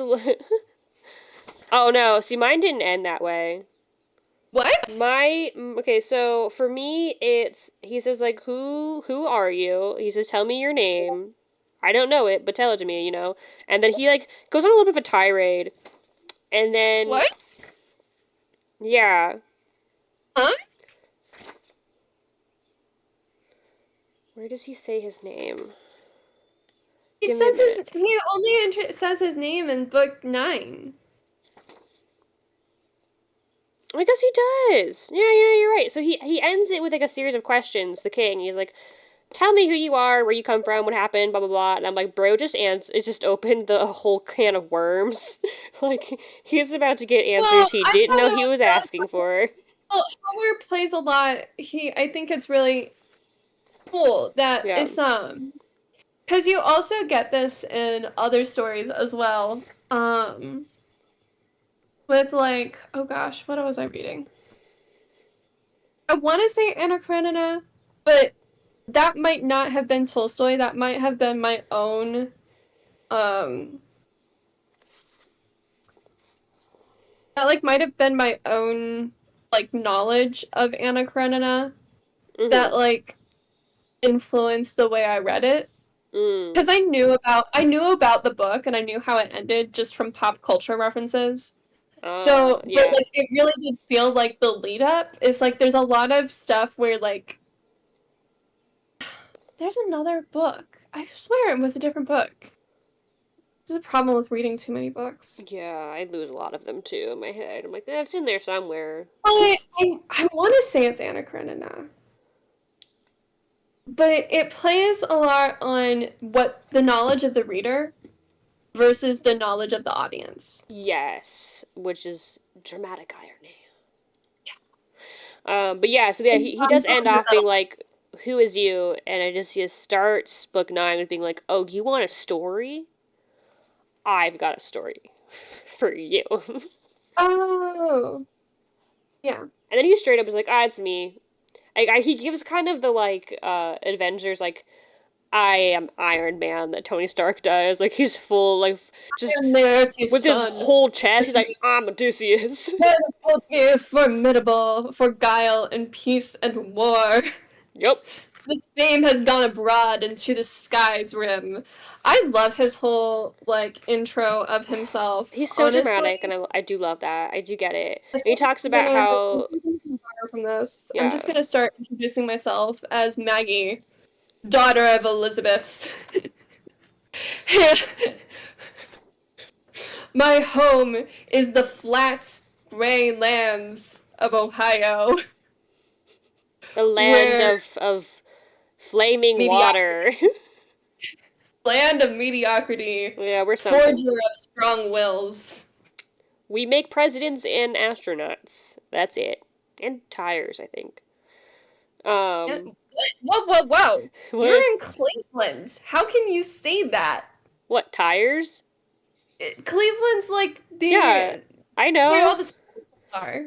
We're all the what? The steel mills. Oh, right. That's why We it's do so have a lot of important. steel mill. Totally forgot. Look, Yeah, I that's don't why actually the go so into Cleveland. cut it up. I have better things to do than to drive up to Cleveland. And Massillon, Ohio, was also that, and then it's the connection of the Erie Canal, and so that's why like Massillon, Ohio, was really important. There's a lot of towns in Ohio that Yeah. like used to be important, but then Yeah. when the industry moved, they just kind of like dead Yeah. towns. And we have the Goodyear tires, which we also have the Stan Hyatt. Um, and we have the Dayton Air Force Museum, which is one of the most haunted places in all of America. Okay. Yeah. I went to one of the most haunted universities in America. Nice. Anyway, Even so Odysseus talks about haunted people, let's talk about Odysseus. he's haunted. Speaking of being haunted, he talks about how all these goddesses tried to seduce him, and he was like, I have a wife and a lover. And I was like, that's right, you do, and you're What? so cool for that. What? He just mentions, he says, yeah, Calypso tried to hold me back, but I said nah, and so did Circe, and I said nah, but they never won my heart inside me, never, because he loves his wife. Yeah, that's just two goddesses. The two, arguably very good at seducing. They're known for that. I just think it's funny that he mentioned this. Oh my gosh, I was actually rewatching like one of the old Justice League video shows. I think it was like Justice League Unlimited, and like Cersei pops up because Diana is in a whole Yeah. Hallway. And she goes, "Careful, she's an enchantress." And Batman goes, "I know, I've read the Odyssey." Oh, I know what to do. Just say I'm no. It's Batman. really easy. I'm Batman. Anyway, so then he talks about how everything happened. So he left Troy, and then he decides, which I think is so stupid, that on his way back, he said, "Well, I didn't have enough war. Let's pillage and plunder this random island." Actually, I didn't think that was stupid. I did. I'm like, come on, you are full of riches right now. You've already pillaged and Well, plundered Troy. Why? well, you got it. I didn't get I it. don't know. Well, okay, so it was presumably a little bit after sailing from Troy that he arrives at Ismaros. I have Cicones is how it is in my book. Oh, off the coast of the Caconis. Yeah, yeah. Um, Okay, so okay. So first of all, he gets blown off course by Zeus. yeah, because of the whole not properly To sacrificing to him, which silly, yeah, silly man. Elias got that too, but Yeah, it turned out for him. Odysseus not so much. yeah. So presumably, it's been a while since they've touched land. Now, when you're low on provisions and have like 600 men with you, which eat a lot of food, Yeah. you gotta go get some resources. And oftentimes, places can't really provide that much that readily. So it is far more effective, practically, to just Practically, go, I get it. I get it. so, like, they're already far off the course. It They're just, probably, like, getting a little low on provisions. So, like, was it a dick move? Yes. Was it a practical one? Also, yes. I mean, think like Vikings. Like, winter yeah. season was, like, Viking braiding season because No, I they got it. didn't know what to do. But also, like, people need provisions. Yeah. And if they don't have those provisions and can't get those provisions, they're gonna go take those provisions. Yes. Which It's they a very did. evil, savage kind of like, eh. Yeah. I Kidnapping didn't really have. women, I didn't have the same reaction to you. I actually put when he starts retelling the story of what happened since Troy. I'm like, oh, finally. Oh, finally. We're only 200 pages in. We're finally getting the story. It's the Iliad too. Yeah. Homer like waits until half the book. To really start telling his story. Yeah. And It's yeah. It just I think part of it that kind of bums me out a little bit is the fact that they plundered and pillaged this island yeah, of people. yeah, They from what it sounds like took the women as they do typically as yeah. plunder. And we women are both property know free. exactly what happens to all the people who end up on those ships. It just kind of sucks. It was all for nothing, really. Yeah. Well, Kind of a bummer. that's okay. That's okay. As we know from ancient Greece, unless you're a queen, you are property. Yeah, no, it just kind of sucks that like one day they're just like, I'm just gonna weave, and then the next thing you know, you're at the bottom of the ocean. It's kind of a bummer. I need that on a shirt.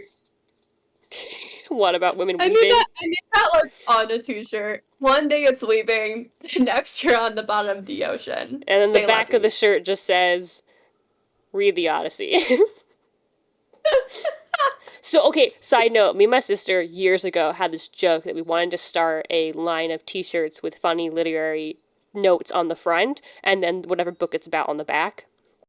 And we had one for the picture of Dorian Gray, and the front would just say, take a picture, it lasts longer, and then the back would just be like, read Dorian Gray. I think that'd be so much fun, just have like a line of shirts that... Actually, I think that's a great Yeah, copyright, trademark. That's our idea. Anyway. Can't steal it. Actually, probably someone's already. Yeah, probably. So then they leave. They do lose a couple of men in the scuffle. But then they're back on the sea, big storm, and they eventually end up on the island of the Lotus Eaters, which is a very quick little Yeah. snippet where they're just like, yeah. So for how much we focus on like the Lotus Casino and Percy Jackson, Oh, I forgot about that. It's been so I long. expected Lotus Eaters to be far more sinister than just druggies. They're quite literally just like a bunch of stoners.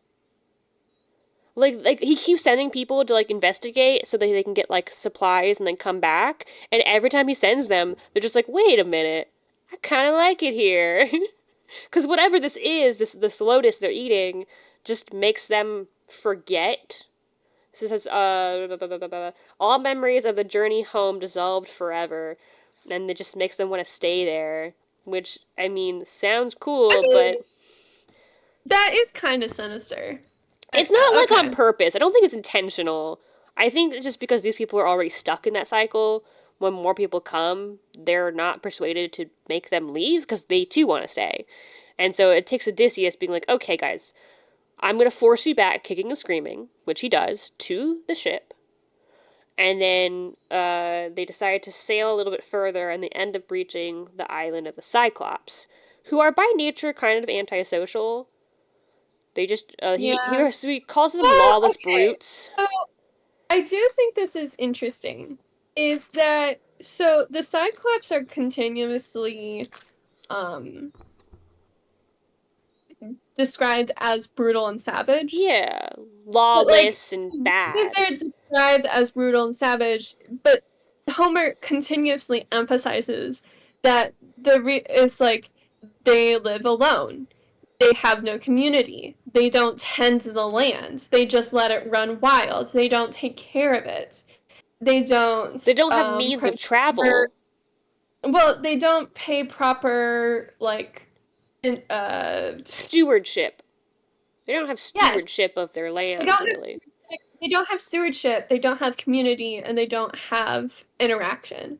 So like these main things are why is Yeah. what makes them brutal and savage. It's not inherently what they look like that makes them brutal and savage. Yeah. And I thought that was an interesting point to emphasize so Yeah. much is that when we are secluded and when we are in such a way, we have a tendency to be not cannibals. I wouldn't go that, but we have a tendency to dissociate and become more savage people. Yeah, we don't have the same emphasis on And social connection and community.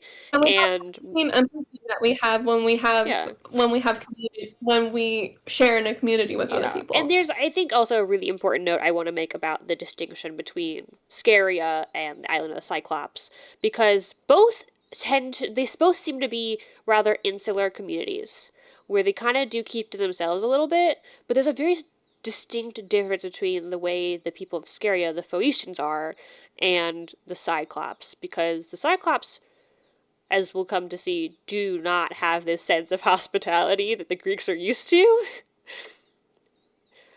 Well, And and also the people of Scaria have a king. They're like yeah, they're together all the time. governed, they have community, they have All that. arts, they have Hey, something. ask you a question. Yeah. So the island of Cyclops is not on the map because oh my gosh, is it I don't know, another man. fake? It might be fake. Okay. So, in my copy at least, they wrote to this island where all the sheep are. Yay. And they like well, okay, I guess there's some sheep on this island for some reason. And then like Odysseus takes a group of men to row to Cyclops Island. What it seemed like to me, like there was a big part, like part of the island was sort of like just sheep, or maybe it was like a smaller island off the coast of the Cyclops Island, Yeah. where they like went and they got a bunch of sheep, and then they saw that there were more sheep at the Cyclops encampment, and said, "Let's get Yeah. more." And I said, "Come on, guys, come on." 600 men, Theresa, they eat. I don't know, man. It just seems like their hubris is really Don't getting even into them. I realize they eat is a colloquialism of the modern day that I don't use. Oh, I don't I wasn't even that way. thinking I about mean, that. literally to feed themselves. I wasn't even thinking about that, but that's funny. They totally ate, but not in a good way. They ate, but not in a good way. No, they did not. So yeah, they had so again, we're talking about the numbers 12 and 9. They have a dozen ships, and then each ship got 9 goats, except for the main ship, Odysseus's, which got 10. I Yeah. highlighted that. That Uh-huh. seems important to me. Uh-huh. And so they find this little, like, even among rather antisocial creatures, this particular Cyclops, Polyphemus, was like a big loner. So he was alone on his little Okay, corner. can I just say, Yeah. this whole section was so much more graphic than I thought it was going Oh to my be. god, yeah. I have so many notes where I'm like, this is a little metal. This It's guy, not just metal. kind of It's grizz. like it's pretty grim. It Like was, I actually this is like a little maybe because it is like I mean, it's an eating. epic. Well, okay, maybe because it is like eating people, and that just puts a sour taste. It just ugh. Oh, you want to Ugh. talk about Uh, having an issue with cannibalism? I There's one know. of I my have a lot. big, well, what's one of my big, like the Donner Party, Soylent Oh Green. my God! Stop. No, no, no, I No, get you, I get I don't you. want to get into that. That's different. Okay, okay, That's let's different. talk about something That not was that. based on okay, so that was based purely on survival, but Yeah, there's other like there's other peoples that like actually yeah. partake in like this is part of their culture, and I don't mean to like diss anyone, but I can't do I don't know, man. I'm super not into the idea of eating other people. That's not cool. no. But Anyway, like maybe um, because of I actually think like the graphics were worse than the number of people that were killed in the Iliad. oh yeah, no, Homer decided to get a little graphic with his depictions. But in Polyphemus's defense, they did steal his cheese. That's pretty messed up. I think They did. well, They you took should have his cheese. offered them. Okay, they should have spoken to the man first, not break into his home and take his cheese. How can they break into his own home? It was a cave. You just walk in. Oh, that's his home. You just walk in. It's a cave. To be, I've okay. Okay, Have you been to a cave before, I Theresa? have. And if you walked into a cave and it seemed like someone was living there, would you just take their shit? Maggie? Our cave. Maybe they Maggie. didn't see that anyone was living. Well, no, because they clocked that guy because he was out tending to his herd, and they snuck in while he was out doing stuff and said we could take his cheese, and then they did, and I was like, that's so rude. That's his Yeah, cheese. but then like, Look, but then he also creates a lot of. oh, He also does stuff wrong. yeah. There was wrong on both parties. Oh, There was wrong on both. absolutely, absolutely. I think it's kind of crazy to break into someone's home, steal a bunch of their stuff, and then go, Okay, whoa, whoa. it's not ranking and entering so much as just entering. Okay, they entered his home without permission and took the things that belonged to him and expect him to go, Well, no, no, no, of course, take my stuff. I mean, that's what Telemachus did. That does not make it okay. Does not make any of this okay. Telemachus didn't eat the suitors. No, he didn't. Telemachus didn't engage in cannibalism. No, he He didn't. provided the best of the best for his guests, even though he didn't want to. Yeah. Also, I will point out, I mean, I know the book itself refers to it as cannibalism. I, for some reason, draw a little bit of a line because the Cyclops are a somewhat different race of being. I'm not about to fight that this is okay at all. I think you should not be Wait, eating people. 100% do not eat according people. to like, it depends on like what species concept you're talking about. like morphological species concept, they look two completely different creatures. So yeah, you can kind of draw that line. Biological species concept, can they reproduce, and then can their offspring reproduce? That's still a yes. So the line's pretty blurry. I do have a, okay, I'm not about to say you're wrong, because I don't know, but have human mortals within myth procreated with Cyclops? Because Cyclops are born entirely asexual, not entirely asexually, but they were created by Poseidon. He just said, boop, you're here now. And then they started to procreate from there. A lot of people were created that way. Yeah, but humankind had some sort of a different sort of, I mean, they had a very similar Adam and Eve sort of, like Zeus made clay and then breathed life into it, and then boom, we had humans. And then they went off to continue populating the earth.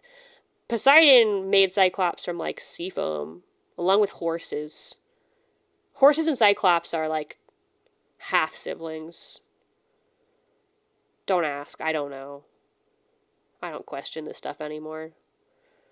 So, it's not giving me a straight answer. Like, there isn't, like, the one thing that is, like... I think it's because Cyclops are typically depicted as monsters within Greek mythology and not as being people. Which is kind of messed up.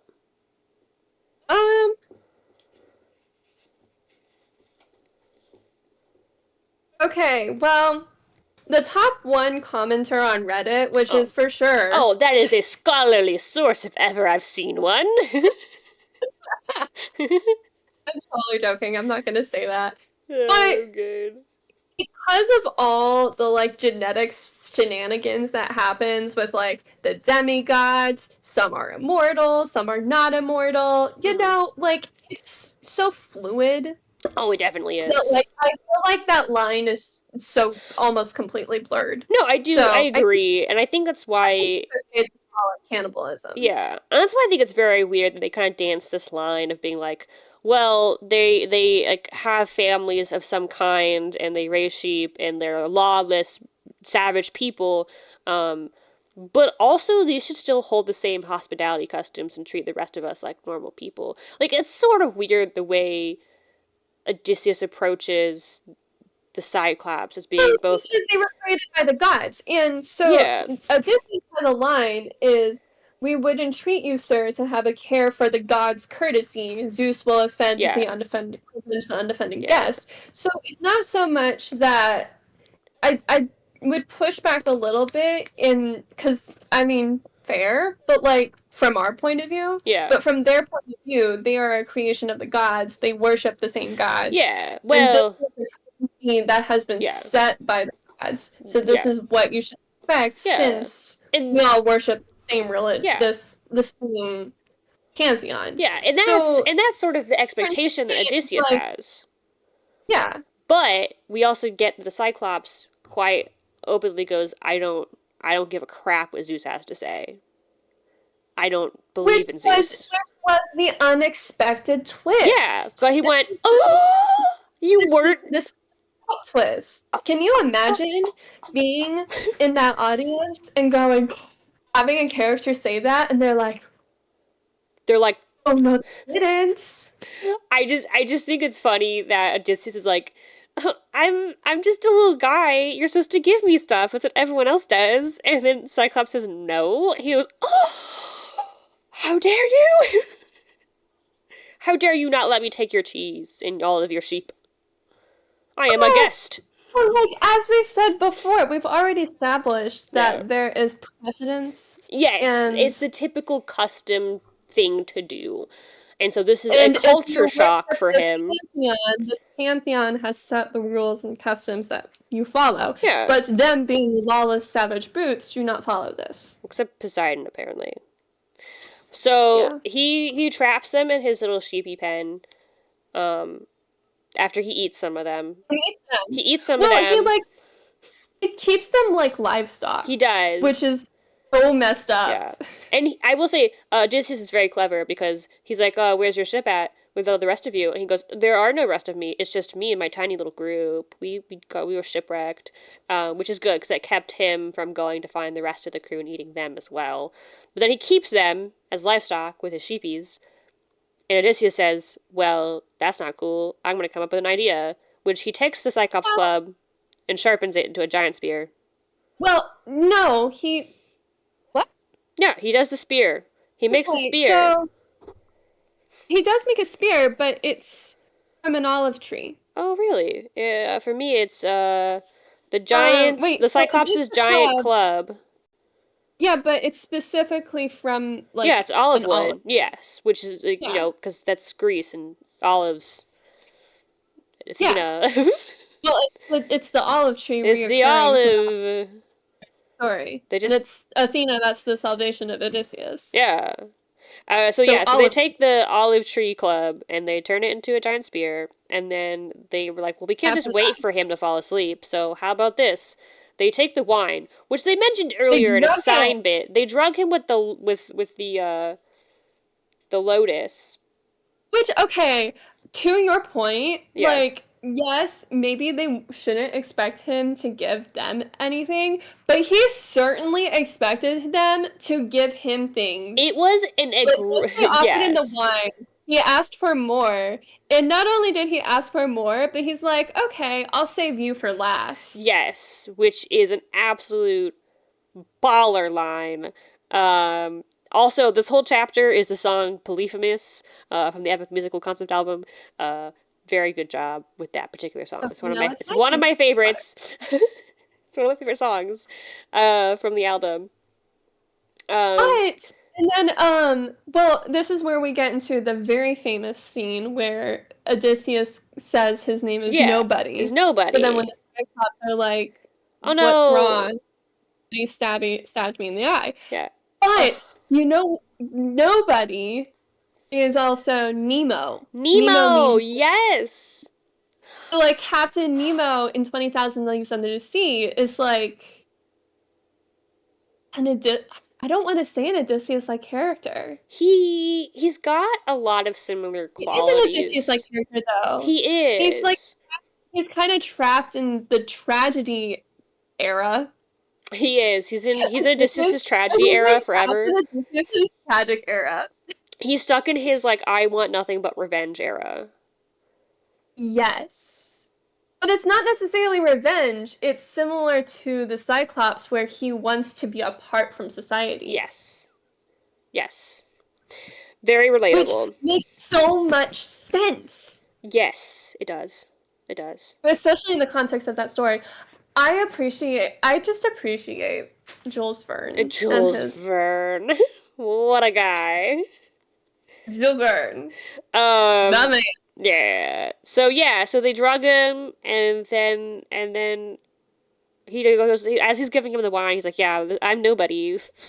Isn't that a funny name? Yeah, we've already covered this. We can move on. Yeah. So they're still not out. Because Odysseus recognizes that only the Cyclops can move the great stone door. Yes. To the cave. So he tricks they hide under the sheep and that whole thing.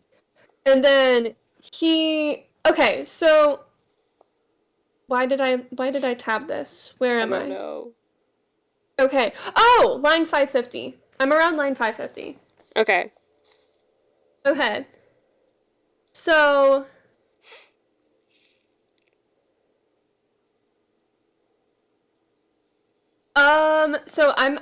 I'm after they've escaped. Okay, so before they escape, because I do want to explain how they escape, because I do think it's rather interesting. Why do you need to explain how they escaped? People can read how they escaped. Well, I think it's interesting that they did lines of rows of three. Yes, they did. I just want to mention that. So they had rows of three, and then they were under the sheep in the middle row. Well, except for Odysseus, who hid under the ram. Who's at the ram at the very back, which I think is a cool move for a leader to be like, I'll take up the rear. I'll be the last one to leave. And the reason why they did 3 sheep is they wanted to make sure that if, they had a buffer. Yeah. They wanted a buffer. Yeah. And so Odysseus, being the last and only in 1 sheep, he poses the more serious threat. Yes. Which True leader. Polyphemus just starts to talk to the old sheep, which is, I will say, is kind of sad. He's just like, oh, I'm sad and blind and my eye hurts. well, We're what both is old. Okay, I don't mean any offense to sheep because I love sheep. I don't eat lamb or sheep. But like, Yeah, same. we treat sheep, which are herd animals, Yeah. better than people. Yeah. All right. Like, I just think that's not fair. Yeah. I think that's supposed to, like, okay, yes. It's like, oh my gosh. It's like, that one trend where it's like, this guy is horrible, but like, he's like the perfect, but he's a 10, but yeah. It's kind of like Odysseus. It's like, he does all this horrible stuff, but he loves his wife. yeah. Oh, he's okay with that. It kind of reminds me, it's like that. It's like, but except it doesn't work in Polyphemus' case because we still hate him. We do. He's still creepy. So after they leave, this is where Odysseus is like, this is his true This is flaw. his fumble. His fumble. Oh, this is okay, so this is his major flaw. He is quick to anger. His hubris. He had a little bit of a hubris high. And he does have red hair, so maybe, I think we do get angry redheads from Odysseus. Well, that's the thing though, is like most of the time he's got a level head because he's clever, but every once in a while he'll have these like outbursts where you're like, dude, chill, it's not that deep. Well, like, here's the thing, and I see what my brother was saying now. He's like, okay, a lot of this he brought on himself. He really did. He did. You don't want it to. You don't want it to for all the people that he leads. Yeah. That is and poorly because he does, which I think that's actually a cool storytelling technique, is like you have only, because the reader knows that only Odysseus survived the story to tell the tale. Yeah. So now you have like this tension with the reader. It's that whole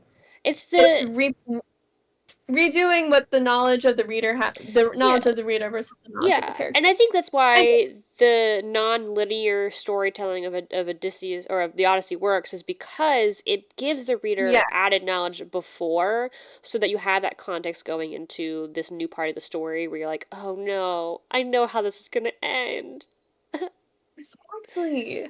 I actually prefer the non-linear pattern for I do too. the Odyssey. I really enjoy non-linear storytelling in general.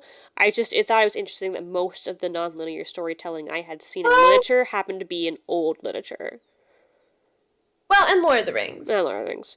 But also, and I think the reason why that's so interesting to me is because we're starting to enter this era of cinema where we are starting to re-employ that tactic of storytelling, and it's coming off to a lot of people as being very novel and original.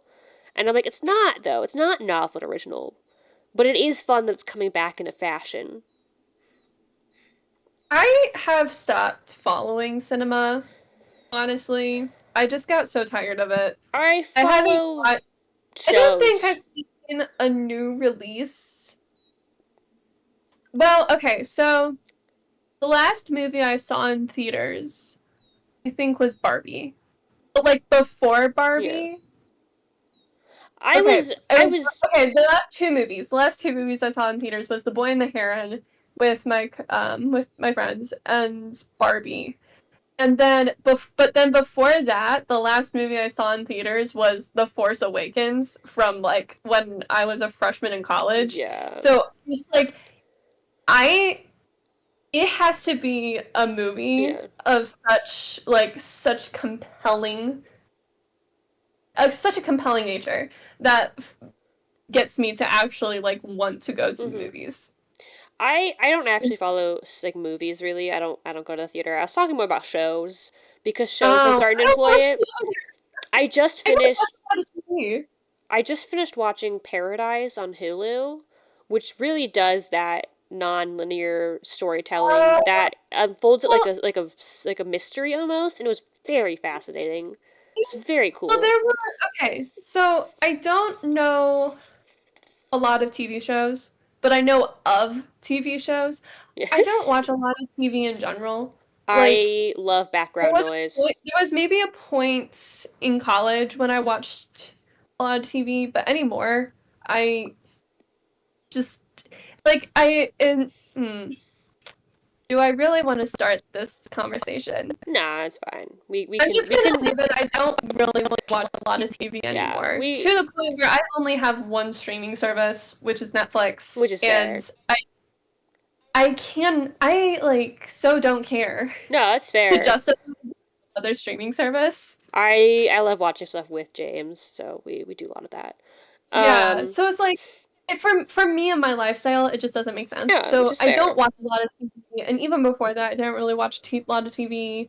So, but I know of shows. Yeah. So I feel like, especially in the early 2000s, there were a lot of shows like that where you kind of have like A lot of you flashbacks, a lot of like yeah finding other yeah details within other stories and like getting the yeah story in a non-chronological order. Yeah, yeah. it's coming That back was, really big I feel like in that's a shows. very I feel like that was in a lot of like early 2000s It TV was. shows. It's coming back, and I like it because I think I like the Well, I little think it like serves it, like for especially as like a TV show, I think it actually that format really it works. yeah, it works really It well for that works. Not format. as You have to movies. be more judicious with Mm-hmm. movies. All right, we're Um, about 2.5 hours in, so we gotta wrap this up. oh shoot. Yeah. So, anyway, so Odysseus Oh yeah, and his so hubris is like Odysseus wants okay, he's escaped. He he's can just out. go. He's But no, good. Odysseus turns around and just taunts this giant who ruins the prow of his hurls a boulder and ruins the prow of his ship. Yeah. And it's like, oh come on, dude.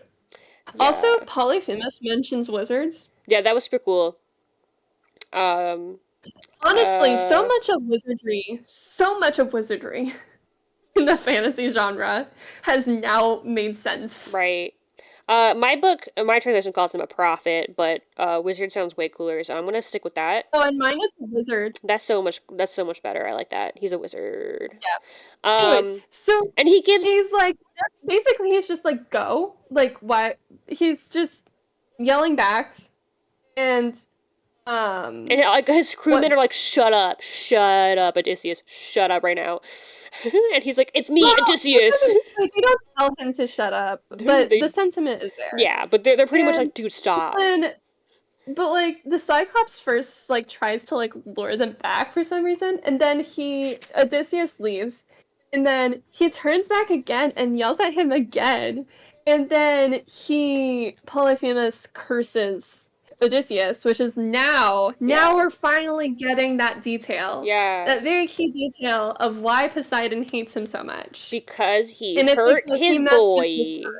He hurt his And then boy. his son invoked his dad's name. He said, And it's like, "Daddy, I oh, need help." well, now I kind of have to hate you. Yeah. A couple of quick notes about some of the stuff that Polyphemus said. One, I think it's interesting that he had a very direct and very specific prophecy about what would happen to him. He says, all this he warned me would come to pass someday, that I'd be blinded here at the hands of one Odysseus. And so he's like, crap, that was you. And this guy, he's like, oh, come back. We're cool. I think that's interesting because we see in other Greek plays, Yeah. especially in which are much later than the Odyssey. Yeah. I think. Yeah, we see in Greek plays much later the whole self-fulfilling prophecy Yes. thing. Big thing. One note I want to make though is I interpreted this bit with the Cyclops a little bit differently, I think, than you did. So after he is like, oh God, the prophecy is come to pass, and then he's like, oh man, I always thought Odysseus was going to be some strong other Cyclops I'd have to battle. I didn't think you'd come from, and I quote, a dwarf, a spineless good-for-nothing. I was like, damn, you'd have to do Odysseus like that. So in mine is always I had in mind some giants Yeah. armed in giant force would come against me here, but you, small, pitiful, and twiggy, you put me down with wine. You blinded me. See, don't put yourself down with wine. Stay sober. Right. And so I think this next little chunk You don't where want to accidentally stab yourself with a pencil. Right. But so you said that Polyphemus was trying to lure them back to the island. And I do think that some of this was... Yes, because he says, come back, Odysseus, and I'll treat you well. And I do think part of this was genuine, because I do think that he kind of interpreted, like, oh crap, I didn't heed the proper warnings from the gods. Let me make this right. Because the way that Odysseus responds, I think, is a little dramatic, because he's like, no, fuck you. If I could take your life, I would take your time away and hurl you down to hell.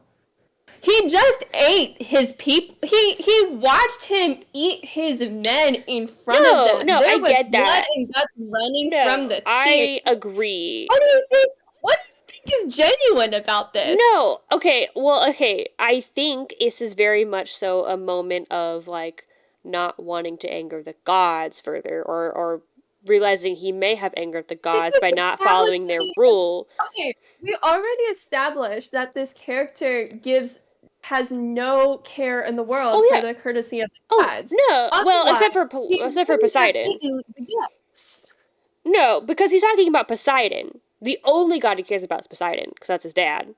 And so he's like, crap, I need to find some way to make this right so that Poseidon will come and heal me. That's it at all. Well, see, here's the thing, is because he was offering a genuine, like, hey, satisfying thing. Know that it was genuine. No, I don't. You don't know that it was genuine, though, and I'm inclined to you don't either. Yeah, that's what I'm saying. I think we interpreted this differently. There is no precedence in this character that makes you believe that what he is saying is true.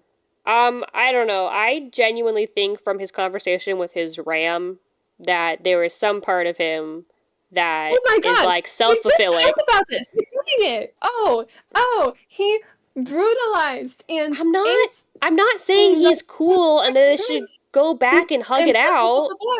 Oh, he treated his ram with kindness. Yeah. So he has to be a sincere guy. No, what I'm saying is that there's some threads here that make sense to the storytelling narrative. And again, I'm not saying that they should have been like, you know what, Polyphemus, you're right. Let's go hug it out. We're buddies now. What I'm saying is it's a very quick turnaround from, hey, crap, I have to somehow make this right for my sake. He just wants to be healed. And he needs this amendment to get the healing. And Odysseus... Wait, let me finish my thought. Where are you? Where are you that you are getting healing? The very end of his little, like, oh god, it was you, Odysseus. Yeah. He says, this black one. I am his son, and he claims to be my father, true, and he himself will heal me if he pleases. No other blessed god, no man can do the work. So he's talking about getting a blessing from his dad, and he's saying, hey, if I can get my dad here, he'll help you get back home and also heal me. So let's do this offering to Poseidon. And then Odysseus pretty much shoots back, no, screw you. I hope you never, ever get healed. He committed I'm not saying he's right. Allow me to finish my thought. It is after Odysseus gives that final screw you blow that he then turns around and curses Odysseus. All I'm saying is, if he had maybe, even for a moment, did it, if only to serve his own way home, maybe Poseidon wouldn't have been pissed off at him, is all I'm saying. I'm not saying he should forgive him because he's a good boy and that he deserves to be forgiven. I'm saying, as far as his story goes, this could have been a moment of decision that could have gotten him home faster. So, I don't think if he had quit while he was ahead, to put it in article. Right. I mean, he already screwed up too much at this point. Our colloquialisms.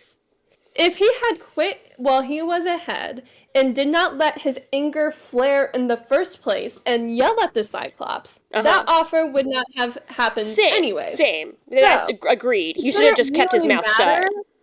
It didn't really matter at all. All I'm saying, I just think he was angry. Yes. He should have just gone and kept his mouth shut. Right. And then none of this would have happened. No, he was just digging a deeper grave for himself this whole time. Yes. He was like, how can I make this worse? All right, let's invoke the wrath of Poseidon. He didn't know that Polyphemus. Yeah. Okay, maybe, I don't know. I don't know if it was general knowledge to the people of this era and myth that Cyclopses were the children of Poseidon or not. So I don't know. I don't know. That's a good question. I'm really hungry right now. I'm also very tired. My Benadryl has kicked in. Oh my gosh. Oh yeah, you have worse out. I mean, I'm allergic to pollen in the sense that if, like, I have a bunch of pollen around, like, if I'm trapped in a ball of pollen, which I have been before, I feel like I'm suffocating. Oh, it takes the window being open. And that's it. Yeah, that's worse for me. Yeah. That's worse than me. Yeah. Okay. It's alright. The Benadryl's doing its I just realized I don't know why I was fighting this battle. Because it didn't matter in the end. It didn't. I was just a random point of interpretation. I was also just like, why would he trust this person? No, I think that's also fair. It's just, it's a line. When someone does you wrong like that, you don't trust them, regardless of whether or not, maybe they seem genuine. No, and I think that's a good point. I think for me, it was this, throughout the Odyssey, and even some in the Iliad, there was this big theme about amendment and forgiveness. And Odysseus... Which is a common... Actually... Yeah, and Odysseus had always been very quick. In both the Homeric tales, in the Iliad and And Odysseus himself had been very quick to forgive people in the past. And so I think the subversion of him immediately saying, no, I'm not going to make amends with you, also kind of adds on to that whole, like, the Cyclopses don't do hospitality. So it's a subversion of customs among the Greek people that we are seeing being flipped here on the island of the Cyclops, which I thought was a very neat point to make. But, okay, I'm not saying he deserved to be forgiven. Just saying it was interesting. Okay, no, you went from Odysseus forgiving the Cyclops to the subversion of the hospitality on the Isle of the Cyclops, which are two different points. Yes. But those are two different statements and two different points. Yes, but I'm saying we have these different customs among the Greek, which is amendment and forgiveness and hospitality, both of which are absent from the Cyclops. They don't do either of those things. I needed you to finish the statement and finish the conclusion. Yeah, thanks. We're both hungry, and we need to make ourselves clear. We do. But I just thought that was neat. I'm like, we're seeing quite literally how these things are not the same among these different cultures. And that Odysseus is, like, breaking even his own customs by refusing to make amends. Which I was like, that's okay. Go. Slay, Odysseus. Do it. Quite literally. Or be slayed. Slay or be slayed. It's the only way. Or be slayed. That is your choice. All right. So let's wrap this up. Next time. Okay. Next time. We are reading. Next time, maybe we need to, like, cut the Sparks notes. We need to have like time limits for each chapter. Like, we can only dedicate 30 minutes per chapter, and then we have 30? To move on. Only 30? I know. But this was fun though. This is fun. I think this was fun because it's like, oh, we're finally getting to, like, some of the most famous parts. We're finally getting to, like, the meat. Honestly, like, for me, the build-up was worth it. It was. I thought it was good. Yeah. All right, so we are going to read books 10 through 12? Yes. Yes. So, 10, 11, in my and 12. copy, it's from page 165 to 225. All right, and And next then next 2 weeks. stream in 2 weeks, we are not doing a live stream. We are just posting a recording. Yeah, because I'm traveling, Yeah. and the whole point of this stream is that we will persevere despite all We're of the things in our lives that keep us from reading, yeah. and we're sticking to We're it. persistent, that's for sure. I mean, honestly, if people listen to this far in the video, you get it. We're at 20 till 3 hours. Okay. Books 10 through 12, pages 165 to 225. You do not read book 13. You go to book 13. Yes. In 2 weeks. All right. We'll see you Good the night. 28th. Happy reading.